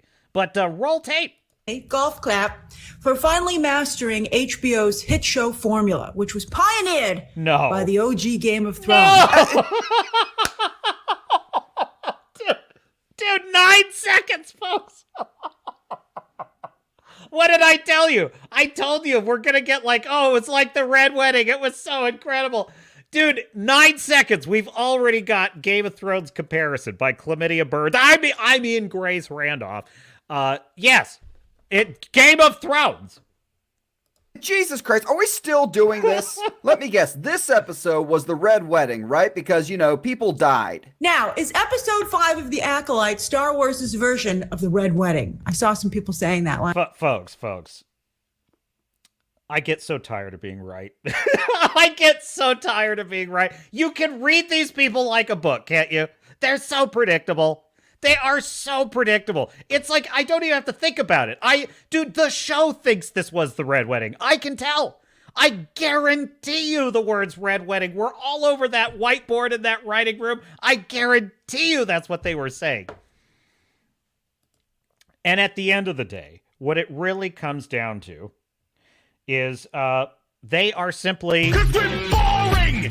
We're so fucking boring! Roll tape! Last night on social media. I even said on Twitter it was like the Red Wedding, but for Star Wars fans. Are you shitting me? Ah! Asshole!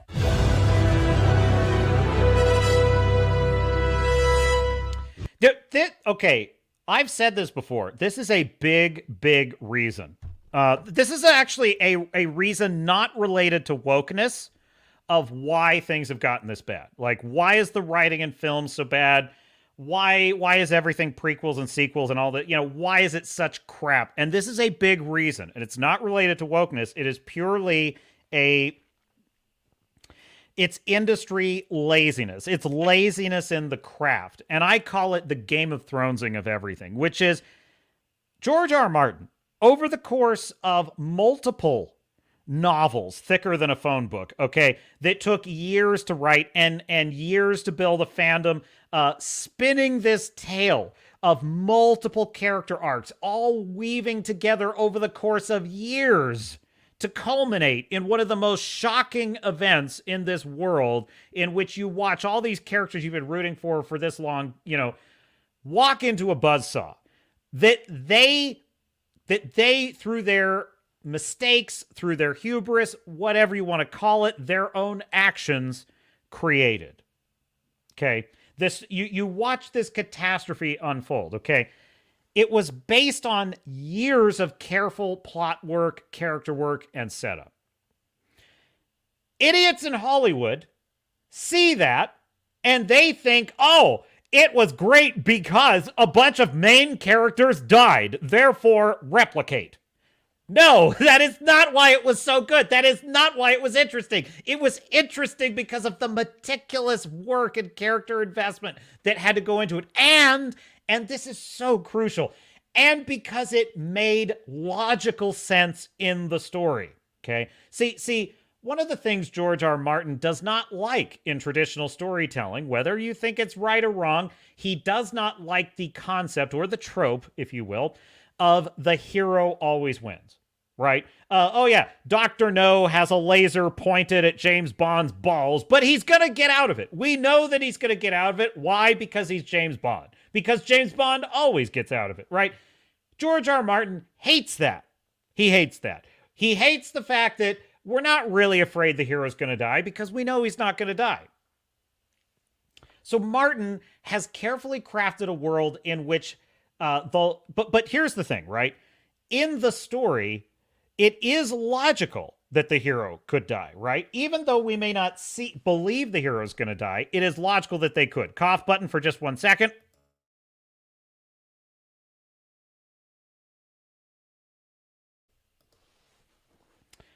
So the point is, even if we know the hero's not going to die in a traditional storyline, we still will see situations like the villain has a gun to his head or something, right? And it's like, okay, the hero's in trouble, right? The hero is going to die. And we have to ask ourselves the question, how is the hero going to get out of it? How is James Bond going to not get his balls lasered by Dr. No? How's he going to do that? That's where the dramatic tension is coming from. And I think that is a good source of tension in most storytelling. But I also appreciate the philosophy of but let's have a story where the logical outcome of the bad guy winning does actually occur. Well, I think that's pretty interesting. These idiot hacks in Hollywood, they don't understand any of that. They haven't learned that lesson. They just think, oh yeah, you just kill off a bunch of characters and it's going to be great. No. And it's ruining storytelling because so many bad writers, and these shills are saying this is like the Red Wedding, right? Are they forgetting that this is only the 5th episode of the show? Like even Ned Stark's death in Game of Thrones season 1 was was more shocking and dramatic than anything that's happened in The Acolyte, because we had watched Ned Stark be the primary character the whole season, and we had seen him grow and we'd become invested. My point is, this show has done none of that work to get us invested in these characters. So this can't possibly be a better comparison would be if this were season 3 and we had been following these characters for 3 seasons, in the highs, the lows, the successes, the failures, and then we watched some crazy Sith snap their neck. Well, that would be something, wouldn't it? All right, here we go. Roll tape. Oh! Sorry. Try and contain myself. Ow! No! I thought he was going to play the goat at that, the goat. Ow! Ow! Oh! Ow! It is Oh. Oh! Ah! Whoa! Oh, yours just got kicked in the stomach. No!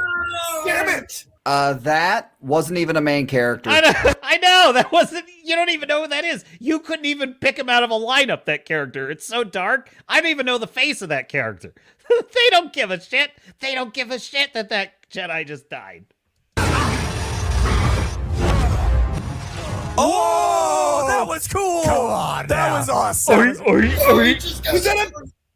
Was that a double?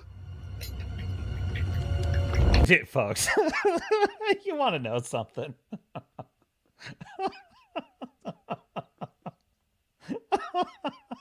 This is like the best day of their lives. Folks, they have been working hard for the money. These Shills, they've been working hard, okay? Because there is nothing in this show to get excited about. There has been nothing in this show to get excited. There's no mystery. There's no tension. There's no character arc. That you don't even understand who these characters even are, right? This is the first episode that's actually had something slightly interesting happen. So they are so happy, folks. They are so happy because they finally have something they can kind of be excited about. It must be a relief. I can only imagine. What am I watching right now? You guys are fags. Hey, wait a minute. You're not gonna stick something yicky in my mouth, are you? I swear on my mother's life, I'm not going to stick anything yicky in your mouth. Okay. That did nothing. That did absolutely nothing. Oh my jeez.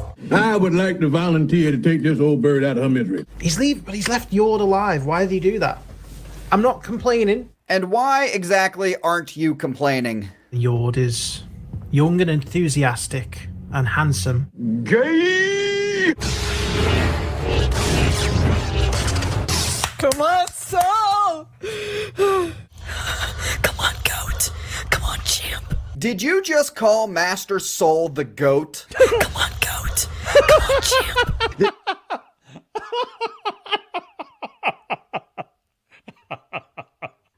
That's so weird. That's such a weird thing to say. Come on, goat! Get him, goat! This woman is nuts. Holy fuck! Oh my god! Dude! Shut up! Shut up!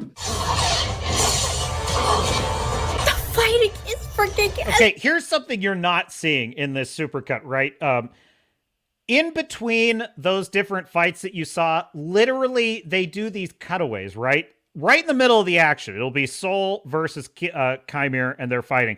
They'll do a wipe, and they'll cut away to a totally other character, say May, like running through the jungle, and then out of nowhere, here comes Qimir, and he starts fighting May. And it's like, well, where did Soul go? And so they just teleport Qimir to multiple different locations. There's no connection. So this scene right here where they're fighting, this was after Qimir had just teleported out of a battle he was already engaged in to just suddenly appear and fight her for no reason. And then Soul teleports into the scene and fights with her. So there's no actual, this whole action scene in terms of blocking an action scene, it doesn't actually tell a coherent story. It's complete nonsense. Great choreography. Well, I would say it's about 75% of pretty good choreography. There's definitely, if you're watching the extras, sometimes that you can see them waiting for their mark, but for the most part, it's a pretty fast-paced, exciting laser sword battle. And if it were called Rebel Moon, nobody would care. The fighting is freaking insane. Calm down, bitch.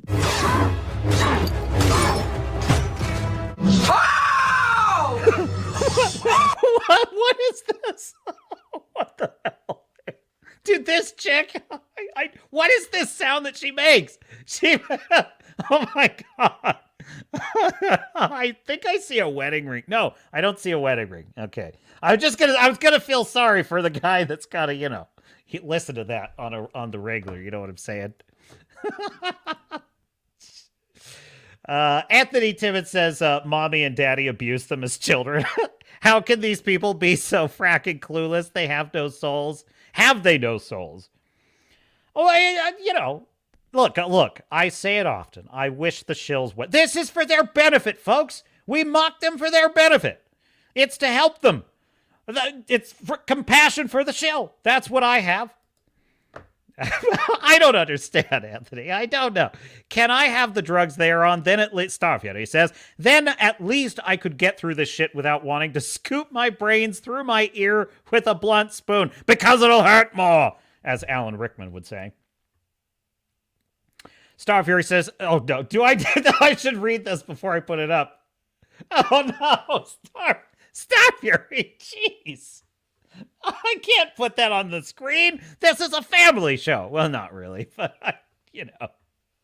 Star Fury. The Red Wedding. The only thing red in this show. Yeah, I'll just let those listening guess what Star Fury said. Anthony agrees. Dude, they're very excited. Fuck, this is the best day the Shills have ever had with the Acolyte. I mean, they needed this. I'm almost happy for them, chat.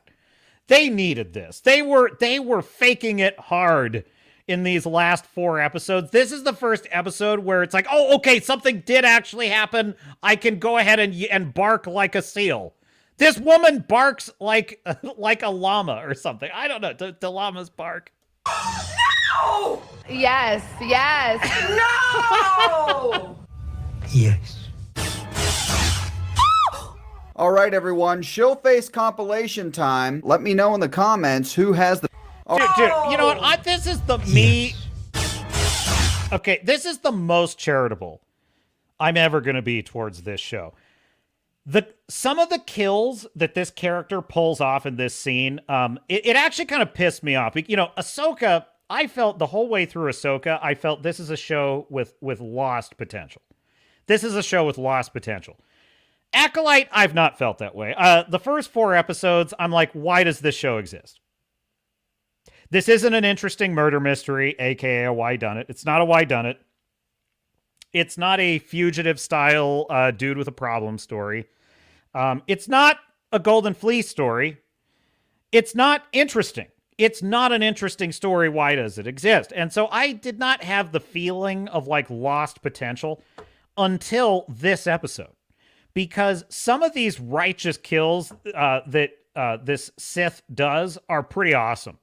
And if I gave a shit about any of these characters, it actually would have been badass. It actually would have been a really cool set piece. If first of all, it told a proper story. I'm speaking of the action scene here.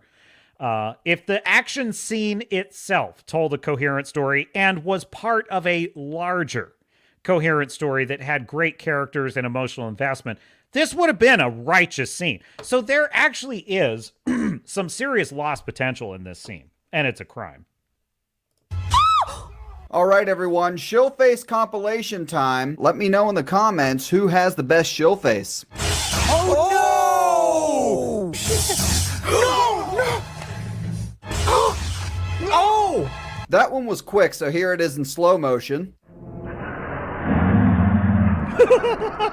Mascot. Oh no! Oh no! I think that's the best one so far. Look at that. That is full-blown shill face. That is full-blown shill face. Now, this guy probably makes this face all the time, you know, because, Crap. Not that there's anything wrong with that. Come on, guys. Can't we all just be glad she's dead? God damn it. I really liked her. But maybe she'll be okay because it's lightsaber with it. this is why Disney... No, you did not just say that. Dude, I'm going to tell you. The one compliment I can pay this show is that lightsabers do kill you in this show. Like, when you get stabbed by a lightsaber, you actually die. You actually die in this show, which, hey, I appreciate that. I really do. By the way... I totally forgot about this. Yord, in this fight, Yord gets sliced across the thigh with a lightsaber, and he falls down, and he can't get up. A minute later, Sol says, take Osha to the shuttle. He's back on his feet, running through the forest, leading Osha back to the ship. Then Osha says, hey, you know what? Actually, let's go back and help them. But we can't. Well, let's do it anyway. Okay, let's go. You see what I'm saying? How he'll never have agency in the show? So Osha leads him back to the battle. He doesn't even have a limp, folks. He's not even limping. Then he fights. Qimir,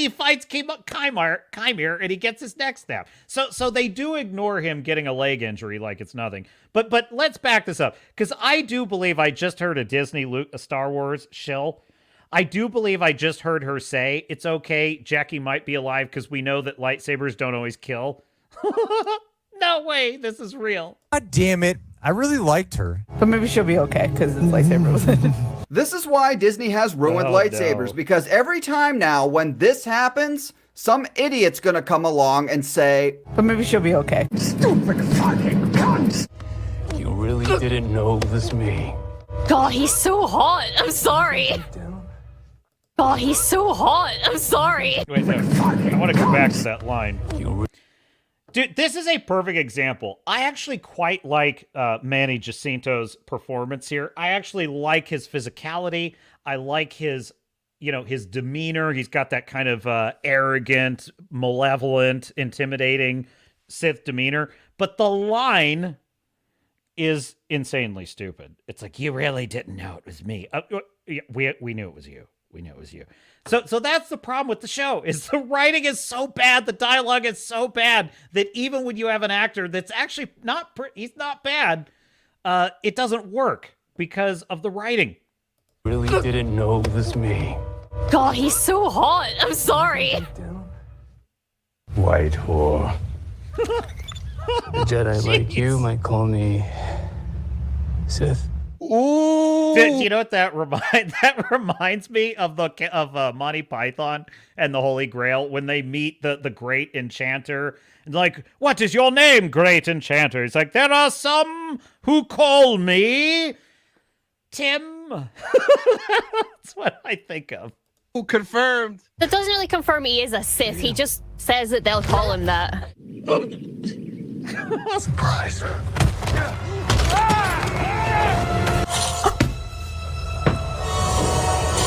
all right, we got more shill faces. What the Oh! Oh! Wow, look at that. Double. Dude, you know what's funny is, these are the same wackos like Leslye Headland. These are the same wackos who say that when a character is killed off, like a husband watches his wife die or something, oh, you're fridging her. This whole episode, they fridged Yord. They fridged him. Now, that's their stupid rule, not mine. I'm just saying, what's amazing to me here is, I find this insulting to my intelligence. I really do. I find this insanely manipulative, because in order for me to be invested in what's happening here, I would have to feel that this moment was earned. I'd have to feel that Yord was actually an interesting character and I was invested in his journey. I find it insulting and manipulative that this is the reaction they wanted the audience to have to this, and it is not. It does not deserve this at all. But the shills are happy to oblige. Shill face. Are you fucking kidding me? Whoa! God, Redhead might have the biggest shill face of the video. I guess she's had a lot of practice in her other line of work. Okay, that's somebody sucking a horse cock. What the fuck? Jesus! This is fucking awesome! Dude. I am in the wrong business. I just need to do shill reactions. I just need to be a shill. What do you think, Staff Yeti? Should I just be a shill from now on? Just, start a second channel? Oh, yeah, there it is! There it is! Get him! Leslie's my girl! You need to get banged bad. Ooh, I thought they were about to get down. What the fuck? What in the literal fuck, man? What in the actual fuck? I can't believe he just said that. They're sisters, you sick bastard! Dude, what is wrong with these Shills? There is something wrong with their brain. I cannot believe that. That's freaking weird, man. Ooh, I thought they were about to get down. What the fuck? It seems the Acolyte will not be contradicting Star Wars canon, and no one will survive to tell of the Sith sighting. What the fuck are you talking about? Master Soul is back at the ship. But, clearly he can't go back to headquarters and file a report because that would mess up Star Wars canon. So, why can't he just contact the Jedi on Coruscant from the ship like he did in Episode 2? Stupid bitch. Hiya! What the hell is that? Where does he get some of this stuff? I don't even know. Dude, that just reminds me. Okay, I say this often, especially about like Kurtzman Trek. I say it a lot about like just, take Admiral Holdo from Last Jedi. Modern writers do not understand military chain of command. They do not understand military structure. Part of that is because our society has gone very soft. We got a bunch of soy-infused people who don't understand real hardship in running things now straight into the ground. And one of the most interesting things is, to this day, it is a motto, especially among special forces, no man left behind, right? Like they will go through hell and high water, a Navy SEAL team, for example, to retrieve the body of a fallen Navy SEAL. Not always possible. Sometimes they can't, but they will do everything they can to recover that body. That's not just an American tradition. That has been a military tradition going back hundreds, thousands of years in Western civilization. Thousands of years. Take the movie Troy, for example. One of the major elements, one of the major moments in Troy is that you have the father of Hector he sneaks into Achilles' tent after Achilles has just killed his son in front of the whole city of Troy, killed the Prince of Troy, and he says, he makes a deal. It says, return my son's body to me so that I can give him a proper burial, right? So this concept of like the fallen must be returned for burial and for honors has been very important in the traditions of Western civilization and military institutions in Western civilization, going back to ancient Greece. Okay? In this episode, Master Soul, after all these Jedi been massacred, he leaves them rotting in a humid, insect-infested swamp jungle forest. Just leaves them. Like, nobody cares. Jedi fallen, and he just leaves them to rot. It's unbelievable. And I'm like, these are stupid people that write this shit. They don't have any clue. They don't have any idea about military tradition or the sacrifice involved, the emotions involved in losing a comrade. It makes me sick. Leslye Headland is a stupid human being who does not belong writing a Star Wars show. There, I said it. And I ain't taking it back. Screw Leslye Headland. Screw Alex Kurtzman. Screw Russell T. Davies. Screw him. Screw Dave Filoni. Screw Kathleen Kennedy. Screw Jon Favreau. Idiots all. I love it. I think it was a fun episode. Fuck off. This was like prequel territory combat. Fuck off, cunt. I really do like this show. I don't care what people say. This is a good show. This is a great show. Fuck, good for you, Nut Gobbler.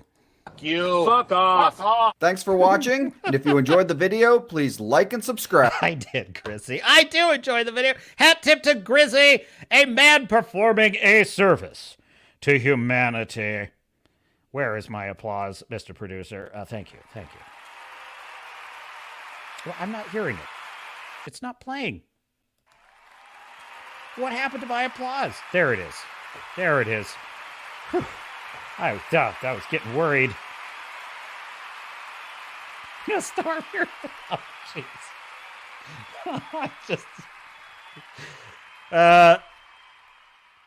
You know why? You know why sometimes I just fly off the handle and let these assholes have it? Because look at how they feel so entitled to not be criticized for their bad, sloppy work.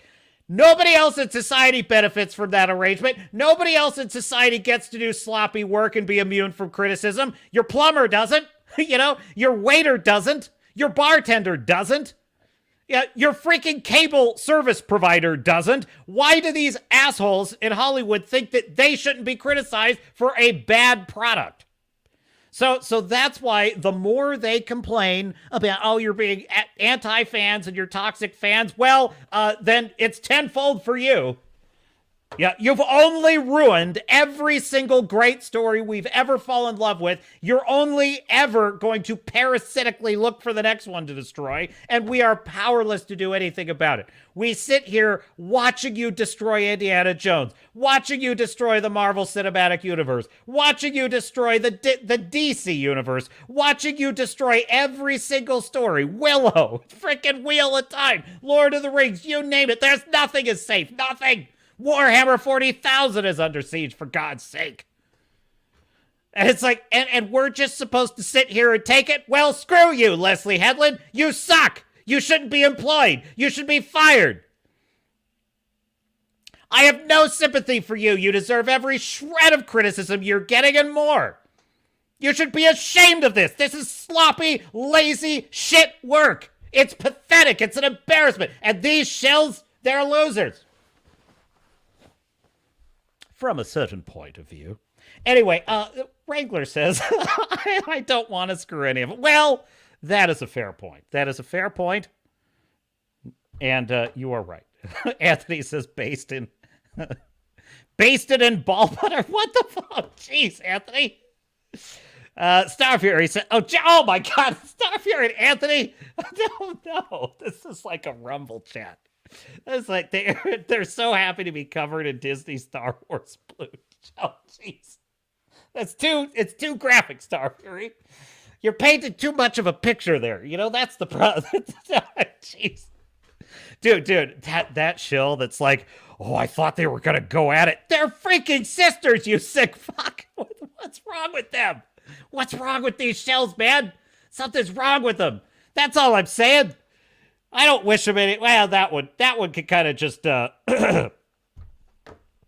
Anthony says we're like a tag team. Well, I believe you, Anthony. Fun times. We're fun times with the Shills. Man, they're wackos, man. They're such wackos. Dude. What else we got? The stack of stuff.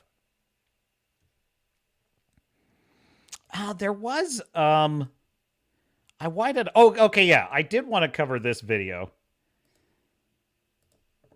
Let's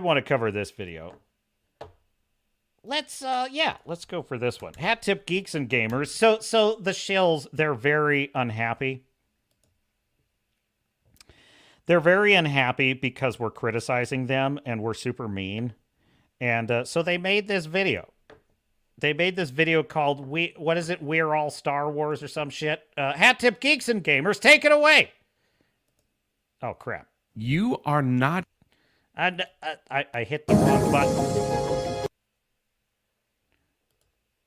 That is an understatement. Holy crap. It's like walking around landmines right now. No matter what you say, no matter what opinion you have, you are going to be in a fight and you just have to accept it. And I, for one, am loving every single second of it. Holy shit, it's amazing. But one thing in particular that's been very, very fun is the Star Wars fandom, because the majority of people hate Disney's Star Wars and they really hate the Acolyte.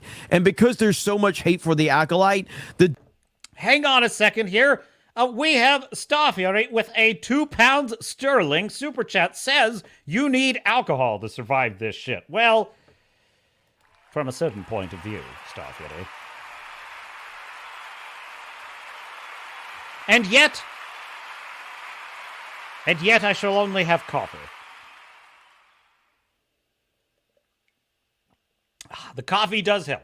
I will admit, the coffee does help. My God. I cannot get over it, man. I cannot get over it. That Shill just like, oh, I thought them sisters were going to get on down. What the hell, man? What's such such a weird... Why are you even thinking like that? This just goes to show. I think that the shills are really... You know, what was it you, Anthony, who were saying, like, how much do they pay these shills or whatever? I think they're Tumblr weirdos, man. They're Tumblr weirdos. They got all kinds of weird fetishes and fantasies, and they project them all onto Star Wars, and they're like, I want to see this happen, and I want to see that happen. And it's all a bunch of weird, you know, Rule 34 stuff. It's basically what it is. And it's like, no, I just want Star Wars. I want to see classic adventures in space. Anthony says, I don't know if the alcohol would be strong enough, and you may have a point. Roll tape. Thank you, Starfyeti. Much appreciated, good sir. Disney Star Wars fans, the few that are left, are really, really upset, and they are lashing out in the greatest way possible. And Star Wars Theory has been the biggest target for them because he is the biggest Star Wars voice in the entire fandom with his massive YouTube channel, which is almost bigger than the official Star Wars channel. He has been the target of so many of these weirdo Disney Star Wars fans, the ones that put pronouns in their bio, the ones that are Reylo obsessed, those weirdos.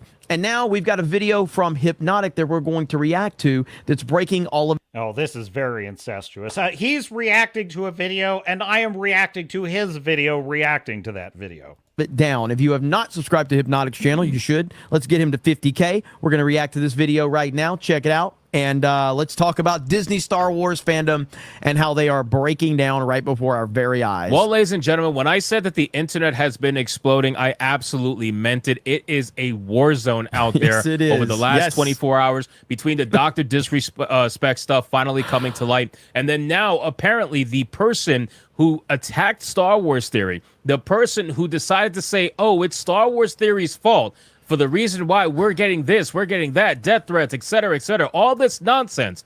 Well, apparently, that person has just been revealed to be lying about who they are and has completely deleted their account because they've been essentially catfishing not only everybody else on the internet, but their own team that's been trying to say that Star Wars Theory is essentially the devil.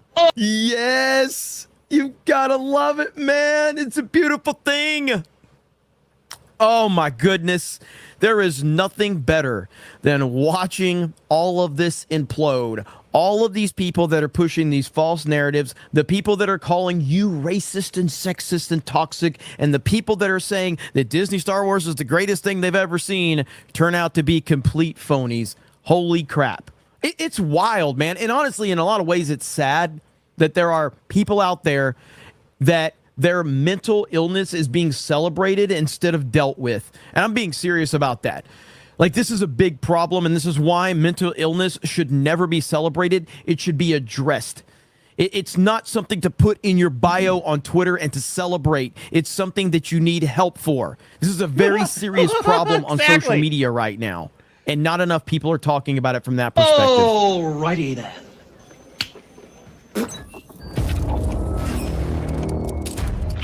Hail Hypnotic. Okay, no disrespect to Jeremy. This is a 20-minute video. Let's just do Hypnotic's video. I just want to do Hypnotic's video. I like Jeremy. He's awesome. Hat tip, D-Day Cobra. But, now let's see. Where is this? Yes. You know, ladies and gentlemen, Hang on. Videos. What's the name of the video? What was he reacting to?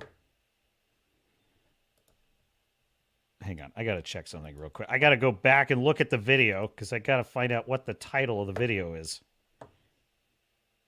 Star Wars Theory was proven right. Okay. I think that's it. Star Wars Theory.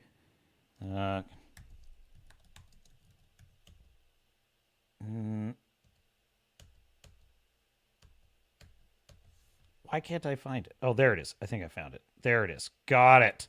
Okay, cool. Yeah, I think this will just be simpler.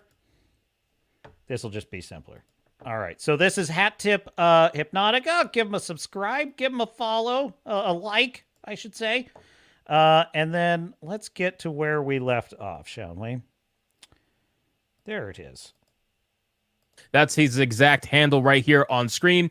He says, it appears that the Ash render, and I've made a video on Ash render before, but we'll get into it, might not have been who they claim to be. Wanted to quote the original poster, but they have me blocked. Here are some screenshots. The Ash render has deleted their account. I don't know the full context, just wanted to inform some people I know who were talking with them. Now, if we look at these pictures here, these pictures are apparently screenshots of DMs between this person called the Acolyte and this person called Ash Render. And apparently Ash Render, I don't know why, had some sort of like admission of guilt to the Acolyte that completely proves that they were lying about pretty much everything that they've ever said on the internet, including Star Wars theories. So let's get into this video, guys. But of course, before we do, if you are new here, just consider hitting that subscribe button. I would greatly appreciate it, and like the video to push us out into that YouTube algorithm. Now, let's go through this mess. So some of the context, I think, which might be missing here is that Star Wars theory has been very politely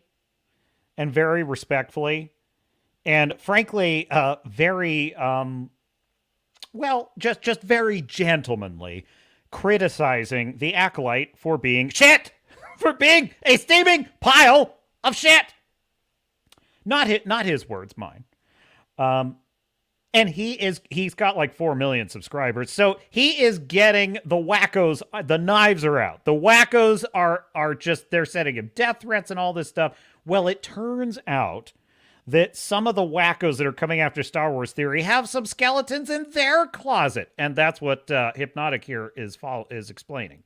But first, let's read his post from the Acolyte. It says, well, I don't really want to be the center of attention at all, but I received some messages from the Ash Render this morning where she indicated she is not who has she been pretending to be. At first, I thought she was joking, but she doubled down and justified her actions. It says, hey, Zach. He says, hey, what's up?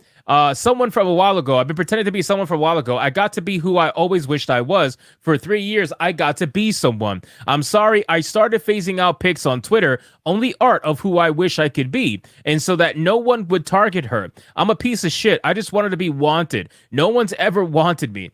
You ever just hate who you are, how you look, how you sound, how stupid you are?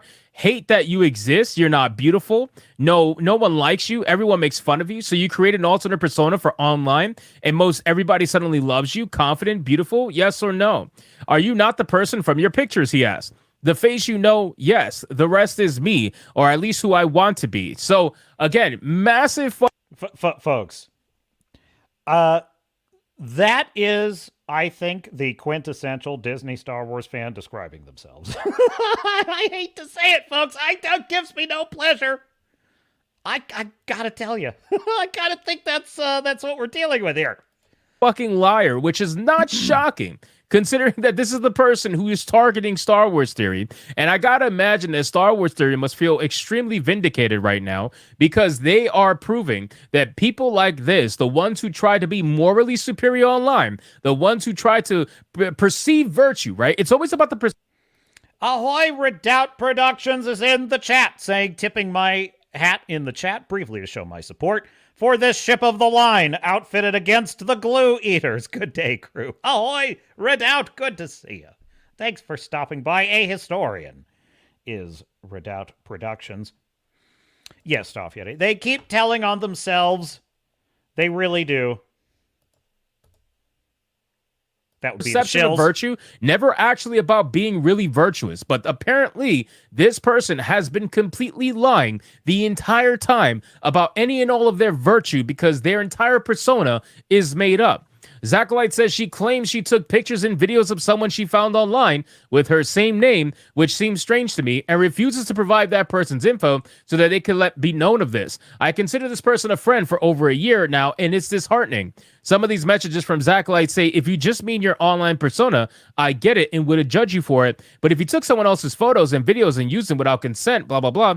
I found someone beautiful who has my name, same name. I am missing something here, because like I am missing some serious context, and this video did not set up enough of the context.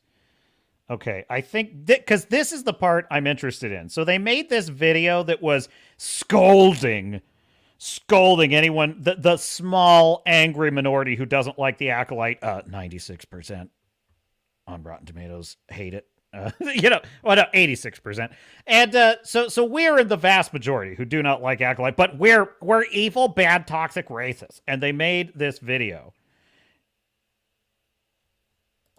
It's about to get really cringe in here. I hope you guys are ready for this. What the fuck is this? And why was this gem of a video deleted? Looks like the Acolyte is terrible. Just accept it. There's no need to put out this cringe-inducing video. And that's exactly what this is. Let me showcase to you guys this terrible Star Wars video. Check this out. It matters which side you choose, even if there will never be more light than darkness, even if there could be no more joy in the galaxy than there is pain. For every action we take, for every word we speak, for every life we touch, it matters. It's about to get really cringe in here. I hope you guys are ready for this. Star Wars is for everyone. For everyone. For everyone. For everyone. For everyone. Star Wars is for everyone. Regardless of race. Regardless of religion. Regardless of gender. Or identity. Not There every it is. show, movie. Wait. There it is. This is the person right here faking it, using this kind of like AI art to try to mask the fact that she didn't want to use real life pictures anymore because it was all fake. All to be part of this one big virtue signal cause, to feel wanted, to feel needed. Identity.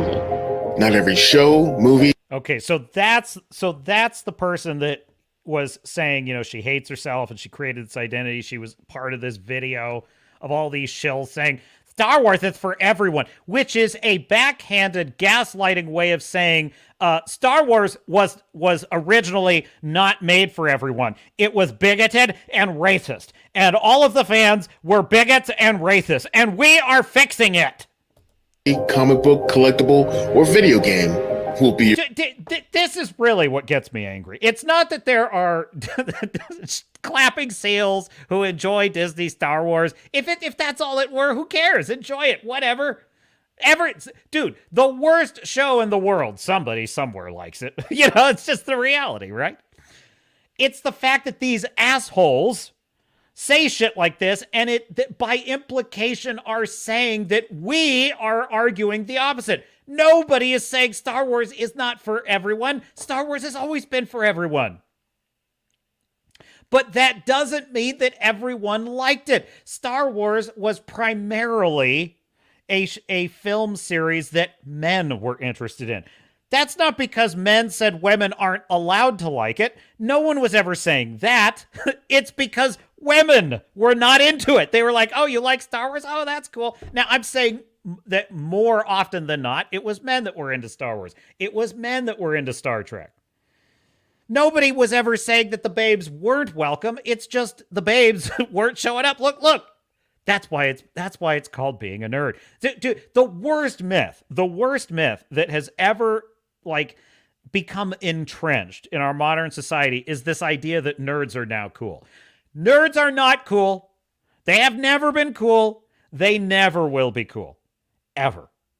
It is a bunch of Tumblr weirdo LARPers who have spread this myth. It is a bunch of corporate marketing, Gen Zers that have spread this myth that nerds are cool. Because what they're doing is they're taking things that nerds built and they are changing those things to make them corporate and mainstream and to pander to all these other weirdo audiences that were never interested to begin with. And they have stuffed us in the locker and they've said, hey, you guys were hoarding this stuff. No, we weren't. No, nobody was saying, except Star Fury, that women couldn't come and play Dungeons and Dragons. Star Fury was saying that, but we weren't. The most of us weren't. We were saying the babes could come. Well, would you like to come to my house in my basement and play Dungeons and Dragons with me? No, get away from me, nerd. That was the way it went. Nobody was keeping the babes out. This is a lie that they are perpetrating. They are defaming. But anyway, folks, at the end of the day, they're wackos and they're losing. And that's why they make cringe videos like this. Your favorite. And that's okay. Social media should be a place where we can share our love for the franchise. Dude is literally. They say, "Oh, you cannot like it or like it, and that's okay." Then why are you making this video? Okay, I hate it. The Acolyte is shit. It is one of the poorest written, poorest directed, poorest filmed, poorest acted, poorest conceived things I've ever seen. It is the worst show on Disney Plus ever. It is certainly the worst Star Wars show I think I've ever seen. And that is a pretty low bar to begin with. And that's okay, right? That's okay.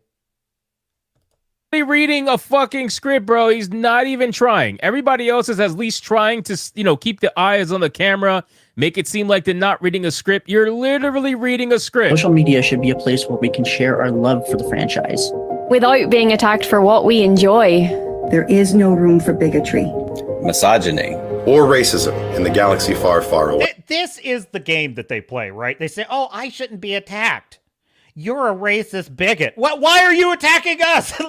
You're the ones attacking us. This is always how these wacko leftists think. We are minding our own business. We are playing our Warhammer 40,000 in the grim darkness of the future, where there are things like all male armies, for example. We are reading our novels of The Witcher about a toxic male who goes around killing mythical creatures for money. Or we are enjoying The Wheel of Time, or The Lord of the Rings, or whatever. Bothering no one. Making demands of no one. And then these wackos come along and they say that thing that you're enjoying is racist, it is misogynistic, and it is bigoted. There, we put a bunch of gay black women in it. It's better now. And then we say, I don't think you should have done that. That doesn't fit this world. Well, you are a racist bigot. And I love this.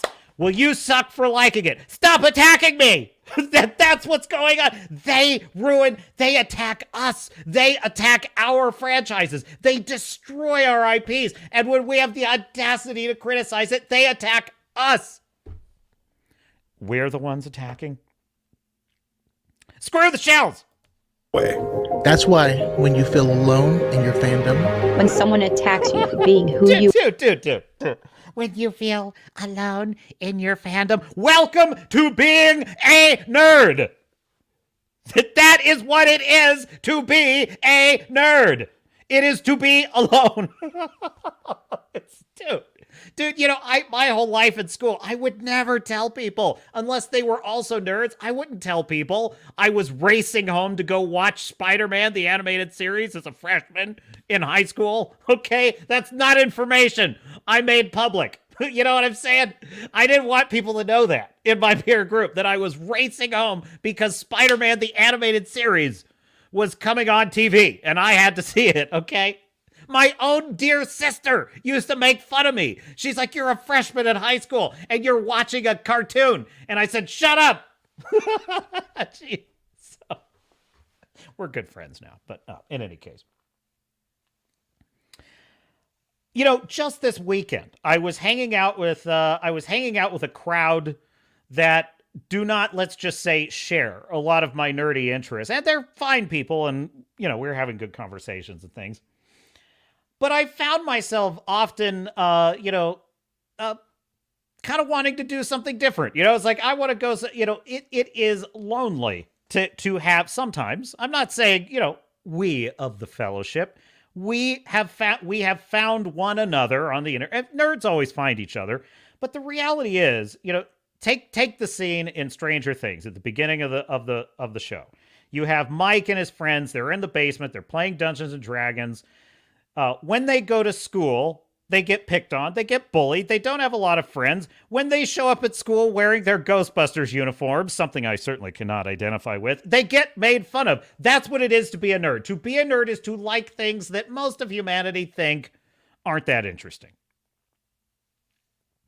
I used to have knockdown, drag-out fights with my friends over whether or not. I used to have the most crazy fights about whether the size of the Enterprise A was correctly modeled in relation to the Enterprise D, and whether in one movie or another the scale was slightly wrong, or arguments that would almost end friendships over the scale of the Enterprise in a Star Trek show. Okay, that's what it is to be a nerd. Normal people, they're not interested in that. So you have these wackos that are complaining that they feel so alone. It's like, well, whose fault is that? you are. Remember. When someone attacks you for being who you are, when you're not even who you really are. This is fucking incredible. Remember, there are more of us. There are more of us. Oh, There are more of us. Oh, my God. There are more of us. There are more of us. No, There are isn't. more of us. There are more of us. There are more of us. Spoken like a true totalitarian. See, this is how authoritarians think. There are more of us. We are more powerful. Might makes right. That is exactly how authoritarians think. There are more of us. No, There no, are there more of isn't. us. No, there is There are not. more of us. You're There are lying. more of us. There are more of us. Well, you're one man down now because that person deleted their account. Wow, this is really, really cringe.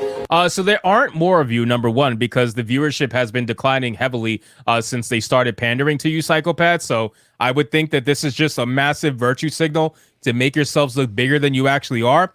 But you're not. It's very clear. Like, you don't have the numbers. You never had the numbers. You are a very small minority with a very loud voice. That's basic. I would actually slightly differ with him here.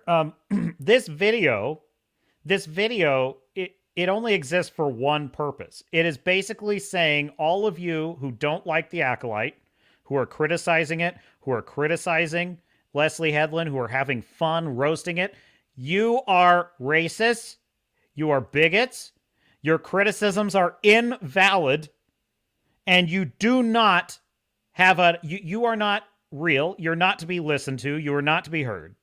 You don't have any justification for criticizing this show. So in other words, what I'm saying is this whole video, which is pretending to have the premise of we are fans and it's welcoming for everyone, is actually the whole purpose of this video is to disenfranchise all the voices criticizing the Acolyte. That is its only goal. Because it is not necessary to say Star Wars is for everyone. That is an obvious truism that has always been the case. Of course, Star Wars is for everyone. Nobody, except you wackos, has ever suggested otherwise. Nor would they. Of course, Star Wars, Lord of the Rings is for everyone.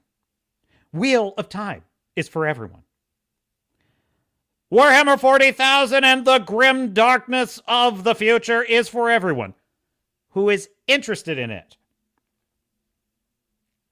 It is not necessary to state the obvious unless you are stating the obvious to imply something else, which is that that is the purpose of this video. It is to character assassinate, to silence and shut up anyone who criticizes this crap. It. Now, if you look here, it says from Around the Galaxy ATG Live, this is the podcast account. Star Wars is for everyone, proving that they posted this actual video. And then it says, I was responsible for rolling out the initial invitation to be part of the video. It was an oversight that the final video didn't include full representation of the entire fandom. The message remains, but loses impact if everyone isn't represented. Always room to learn and improve. So again, ladies and gentlemen, they got roasted because in this video, it doesn't showcase the full-on spectrum of representation. They didn't. There wasn't enough diversity, equity, and inclusion. Dude, these wackos deserve each other. They do. They deserve each other. They're so insane. They're wacko worldview. They eat each other. It's pathetic, folks. Show a black female, and because they didn't showcase a black female, they ended up getting roasted and deleting the video because it wasn't deemed inclusive enough. Again, ladies and gentlemen, the fact that these people live by the DEI sword, die by the DEI sword. Have been friends with this apparent person who's been lying about their entire identity just goes to show further proof that at the end of the day, man, these anime profile pictures, all this shit that you see trying to make you feel like a bad person on Twitter, they're all full of shit themselves at the end of the day. They're all fake, most of them. And at the end of the day, they're just trying to utilize those accounts to try to be something that they're not. So anyway, guys, thank you so much for watching this video. Dude, Hat Tip Hypnotic, brilliant video, a brilliant analysis. Could have used a little more context, I will say, but a great video nonetheless. And I'll tell you something else. It's not exact. Identity politics is an absolute disease. It's an absolute disease. And you know something? It's a disease no matter who's engaging in it. Because I was talking to people this weekend who were debating, who should, and it's not exactly entertainment news, but they were saying who should Trump pick as his VP. That was the discussion. And these are people who support Trump, who are saying, I think Trump should pick this person or that person. You would not believe how much identity politics I heard. I heard people saying he should pick Nikki Haley because she would attract the female vote. No, he should pick Byron Donalds because he would win the black vote. And I just remember thinking, I think that's all a bunch of garbage. I think it's a bunch of garbage. Nobody should be picking any VP running mate based on ideas like that. That's identity politics, wacko nonsense. So, like, anyone who's engaging in that, I think it's bullshit. And I think if you engage in identity politics, that's what's going to happen to you. You're going to get hoisted on that exact petard, as the case may be. Anthony, you have to get your tallywhacker surgically removed. Well, not necessarily. You can still use the women's locker room without that procedure. Staffjeri says, not necessary. I have a note from my DEI doctor. Well, good, Staffjeri. That entitles you to access to the women's sauna.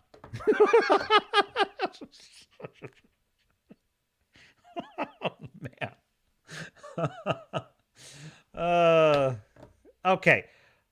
Yeah, so I had a video loaded up here.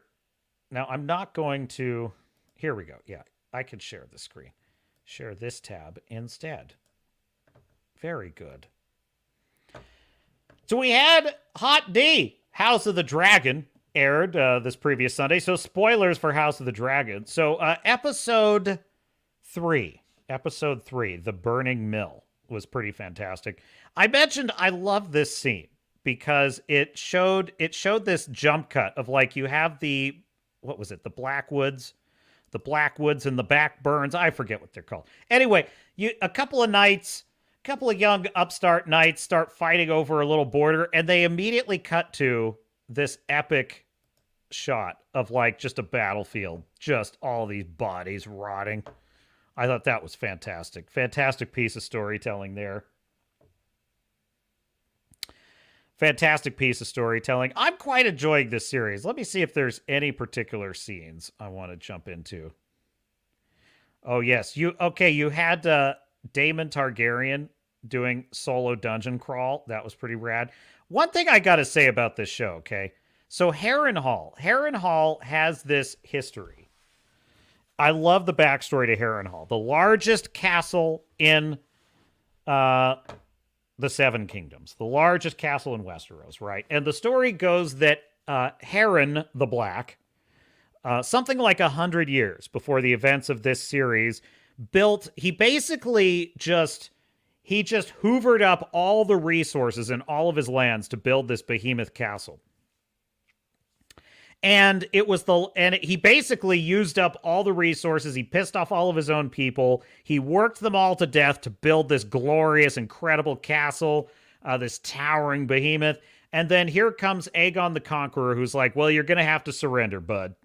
I guess it was the day he completed the castle this happened. Aegon shows up on his dragon, Balerion the Dread, and told him, surrender or die. And Harren felt that he could just hole up in this castle and he'd be fine. Well, Balerion melted the castle. Melted it. He just melted it with his dragon fire and basically cooked everyone in Harrenhal alive inside of the castle. And now it stands in a kind of half-ruined state. But it is still strategically valuable. So Daemon has flown on Dragonback to this castle. Now, I tell you that to tell you this. I love the cinematography in this show, and I love how you see all of these towers kind of in soft focus, right? So let's see if I can get an example. So he lands in the castle, and he starts going on a Skyrim dungeon crawl through this castle, which was super badass. He didn't really have to kill anybody because the minute they found him, they're like, we surrender, which was pretty hilarious.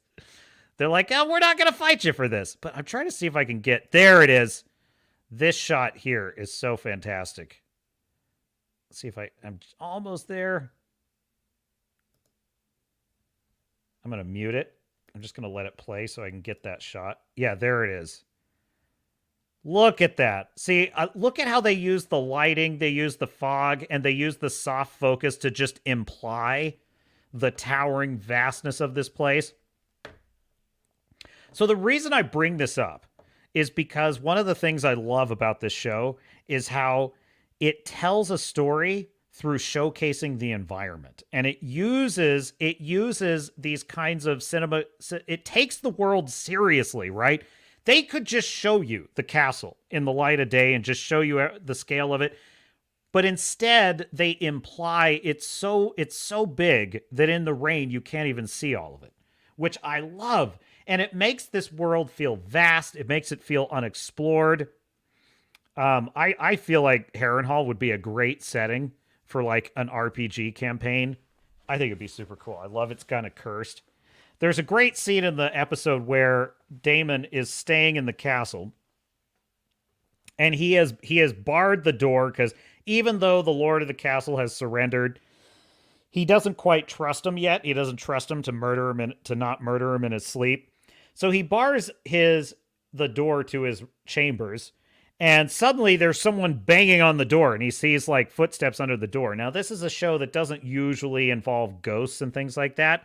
But this scene was an exception because he opens the door and there's no one there. And so it becomes an almost kind of ghost story. It's pretty fantastic. I love that element of this place. And he kind of has this vision that of young Rhaenyra, and it's the young actress reprising the role. And she's basically hinting that he's going to die in this place, which I don't know if that's how it's going to shake out, but we'll see. But in any case, I love how the storytelling uses the visual to kind of involve you in the story. So, interesting things going on with Daemon. I'm curious to see how he is whether he's going to defeat Criston Cole, who's on the way to take Harrenhal. Was there something else I wanted to cover? There was a great scene where Criston Cole just reads the riot act to Sir Gawain. I'm loving this show. I am loving this show. Any thoughts in the chat? What's really sad about Disney Star Wars under the Disney banner is they've lost this art form of being able to show and not tell. And I think that scene where Daemon is wandering through Harrenhal is fantastic. It's notable for that exact reason. It's like there's a sense of the atmosphere, the size, the scale, the history, without the characters having to say anything. And let's face it, that's because George R. R. Martin has written those, intensely well thought out novels, and they have the benefit of that. But it's not as if Leslye Headland wouldn't have the same benefit if they really did study the extended universe as closely as Ryan Cannell, the angriest man on the internet, does. And Starfury saying he is off to bed. Well, good night, Starfury. Thanks for hanging out. And have a good night, sir. I think I am going to... I got one more story for you. I want to talk about the Superman suit. Let's talk about the Superman suit. And I will be back. The captain will be back after a short break with... no messages from our sponsors.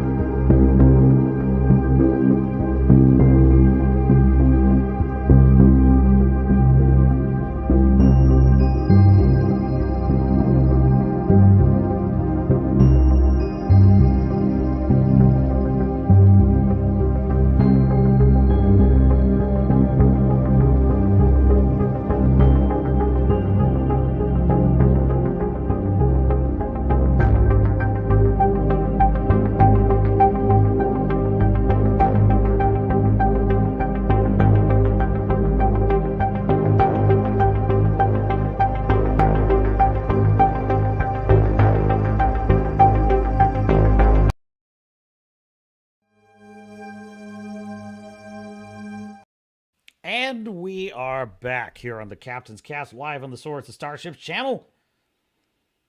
Your host, Captain Garrett, YouTube, Rumble, and X, formerly Twitter. You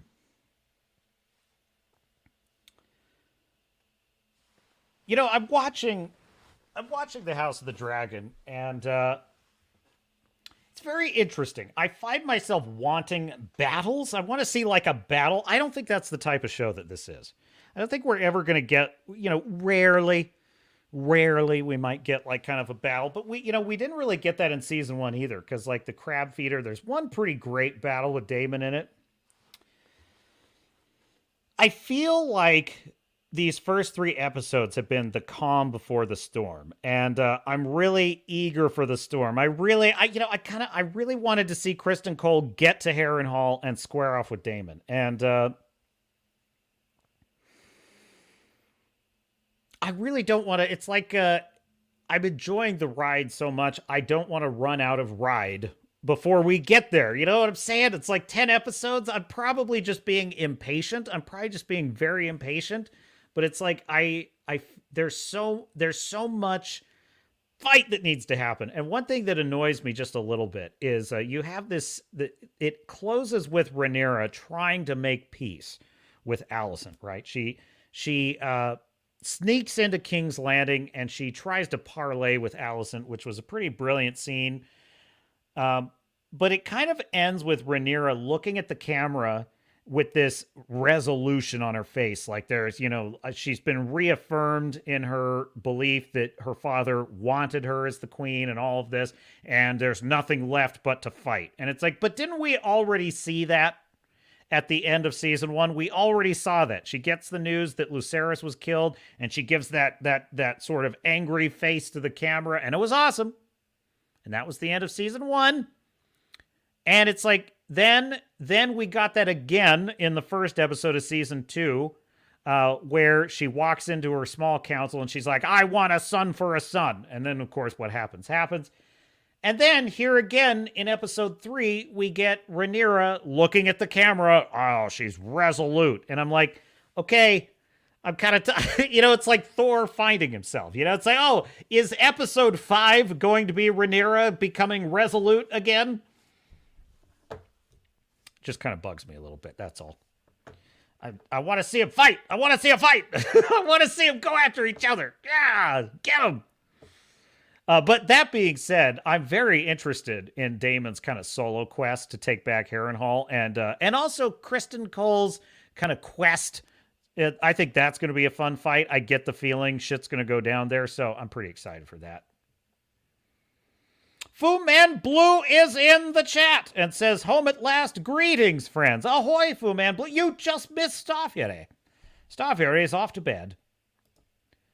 Anthony says, "What? You wonder what music that is?" Oh, for my Be Right Back screen. It's royalty-free music. I selected it because it sounds vaguely cyberpunk, and that's why I like it. The Captain loves futurism and cyberpunk. Wrangler saying hail to Fu. So, yeah, I'm really digging House of the Dragon. I think I'm just very impatient. I'm an impatient viewer, because the thing is, I really enjoy the palace intrigue. I really enjoy that. Like, there's a great scene where Larys Clubfoot is trying to convince Aegon, who's dreaming of heroic battle and riding out into battle on Dragonback, and everyone's trying to convince him not to because it's too much of a risk, and there's all kinds of tactical problems with it. And I love how Larys Clubfoot, he kind of has to figure out a way to get Aegon not to go because he thinks it's his idea, right? And so Aegon's like, yes, I'm getting ready to ride out on Dragonback and help Criston Cole take Harrenhal. And Larys says, yes, before you ride out, my king, may I impose upon you? Which is such a clever way of like, not, you know, he knows better than to contradict the king and be like, you shouldn't do that, because that'll just make him more determined to do it. So he's just like, oh, yes, of course. Well, before you head out, can I just bend your ear for a second?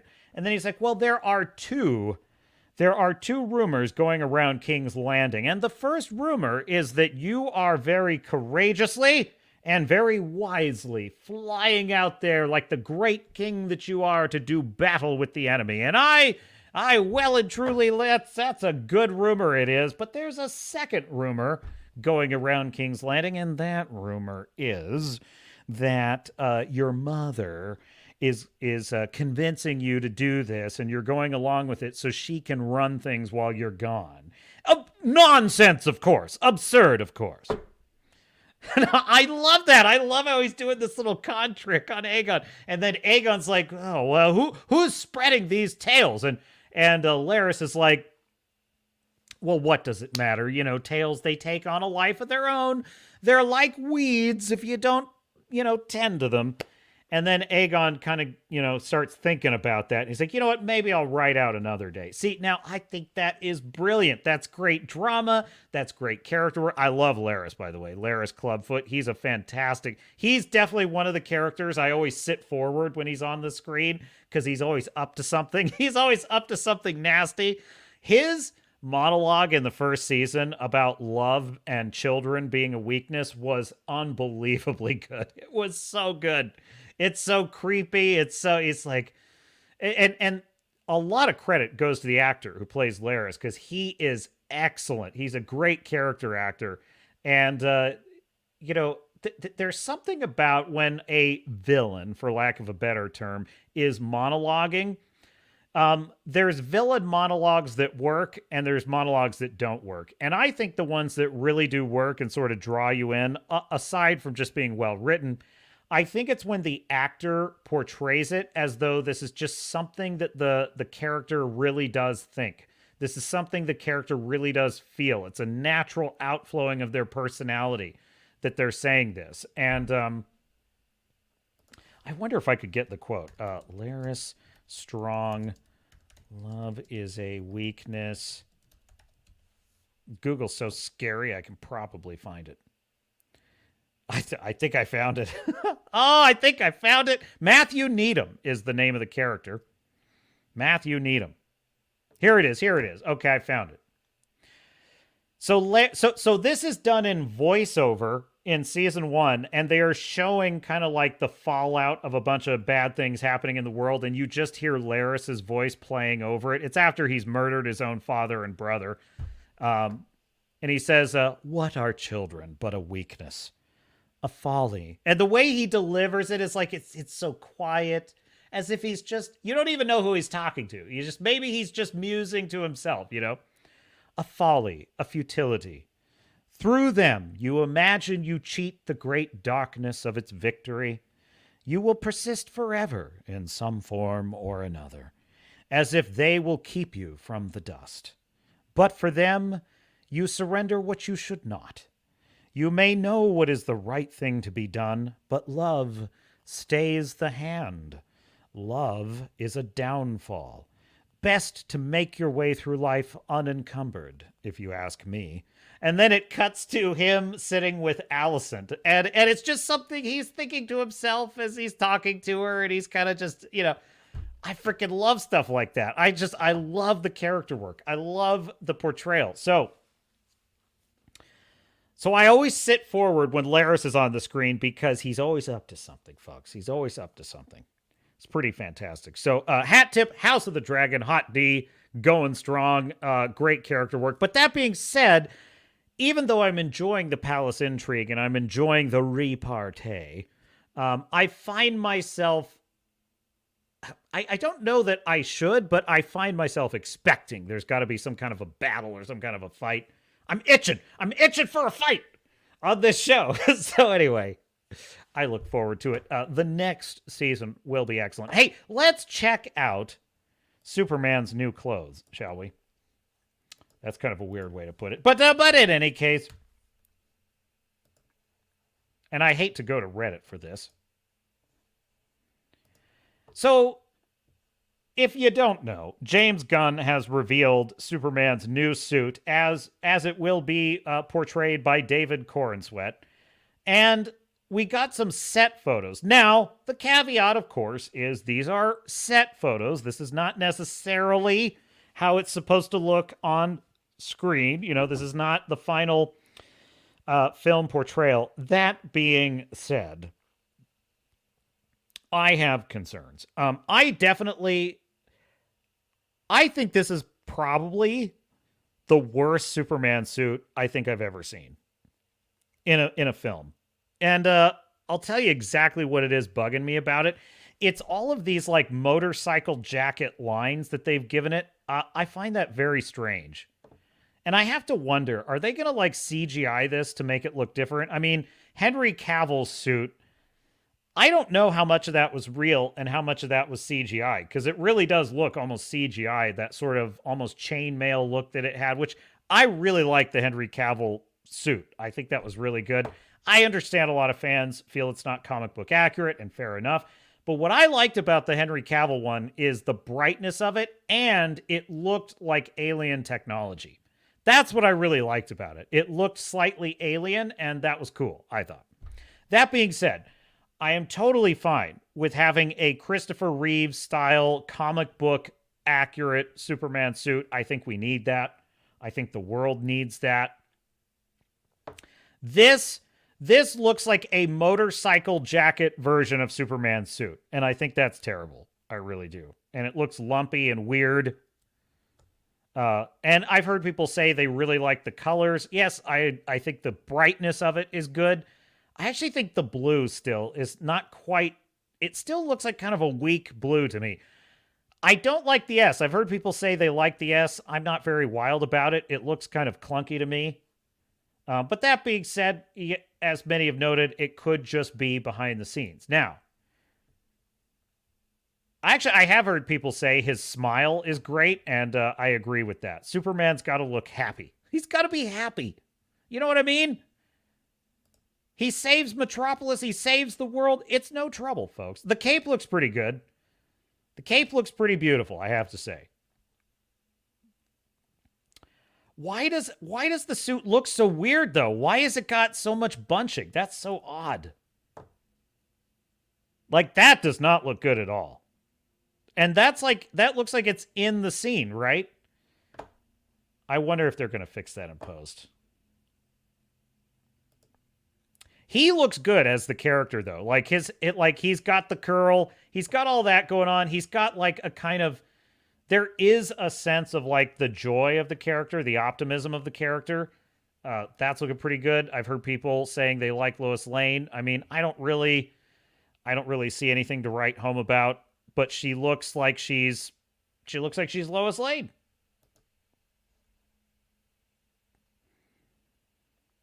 I don't think the color for the blue is right. It looks too pastel. Superman, the blue should really pop. The red is perfect. It's red. The red looks great. The cape looks great. She does look perky as Lois Lane, and Lois Lane is supposed to be perky. Like, Amy Adams was a terrible Lois Lane because she was too world-weary. She was too dour, too serious. Like, Lois Lane's got to be perky, witty, a little bit snarky, and sort of get, Terry Hatcher nailed it in Lois and Clark. Terry Hatcher was a great Lois Lane. So, yeah, there you go. That's the Superman suit. I've heard a lot of people saying, well, don't judge it too harshly because they're probably going to fix things in post. All I'm saying is, I don't see how you fix that in post, because even if you can make it look like it's fitting correctly, the fact that it has those weird lines, it's like, why do they mess with shit? Why do they always mess with shit? Just make him look like Superman. Why is that so hard? I agree with you, Anthony. It looks baggy. It looks baggy, which is weird. Fu Man Blue saying, this suit is made by the lady that made the costumes for the Guardians. She borrowed the aesthetic to a fault. That's a good point, because Peter Quill, yeah, it's Anthony saying Superman in his pajamas, exactly. Yeah, Peter Quill kind of has an almost motorcycle look, which is fine for Peter Quill. And you're right, it looks like a motorcycle jacket is kind of what his suit looks like. It's very odd. It's a very odd choice. It doesn't, I feel like Superman, you kind of need to show off the physique a little bit, which it doesn't. So I don't understand. I don't understand the thinking. It's weird. But in any case, we'll see. Everyone knows that Godzilla is still the better superhero. I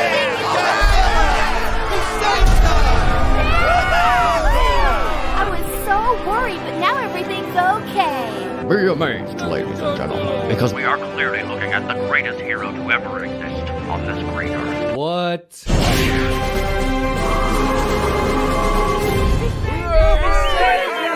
Oh, sure. When Godzilla destroys half the city and kills the unstoppable threat to save the world, everyone cheers. But when I do it, everyone gets all grouchy and judgmental. I see how it is. Hey, way to go, Godzilla. You killed those awful creatures that only wanted to breed. You know who else wanted to procreate at the expense of humanity?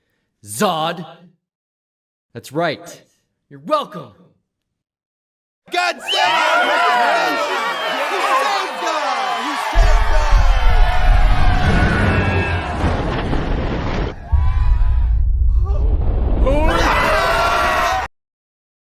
I just love that so. I love how when they're like Godzilla and he kind of just grins a little bit. It's so funny. Godzilla's the hero. I watched that Godzilla film that the first Monarch one again, Godzilla King of the Monsters. Was it King of the Monsters or whatever? It's the first one. I think it's just called Godzilla. It's got Bryan Cranston in it, whatever. Godzilla trashes. He trashes a city, undoubtedly killing millions of people, and the whole movie just treats him like he's this hero. It's so funny. That's so funny. But there you have it. Well, we had a good time, folks. I know it's not our usual time to be hanging out on a Monday. What can you do? Captain's got to take a break once in a while. But we will be here this Sunday at the same bat time, same bat channel. We'll be watching more Hot D House of the Dragon, which is rolling right along. We got 3 more episodes of The Acolyte before we can send this one into the history books. Boy, have we united the Star Wars fandom on this one. Well, that's it. That's our show. I am Captain Garrett of the Swords and Starships channel. Live on YouTube, Rumble, and X, formerly Twitter. Check us out. Give us a like. Consider giving us a subscribe. We like to comment on all things nerd culture. We believe in nerd culture. We will make nerd culture great again. Thanks for hanging out. My dear friends, my dear sailors and star knots, my beloved chat. Always good to see you. I was jonesing. I was just going to say, hey, Captain's not in this Sunday, but then I was like, well, there's always Monday. So thanks for hanging out. Stay classy. This is Captain Garrett saying I will see you out there.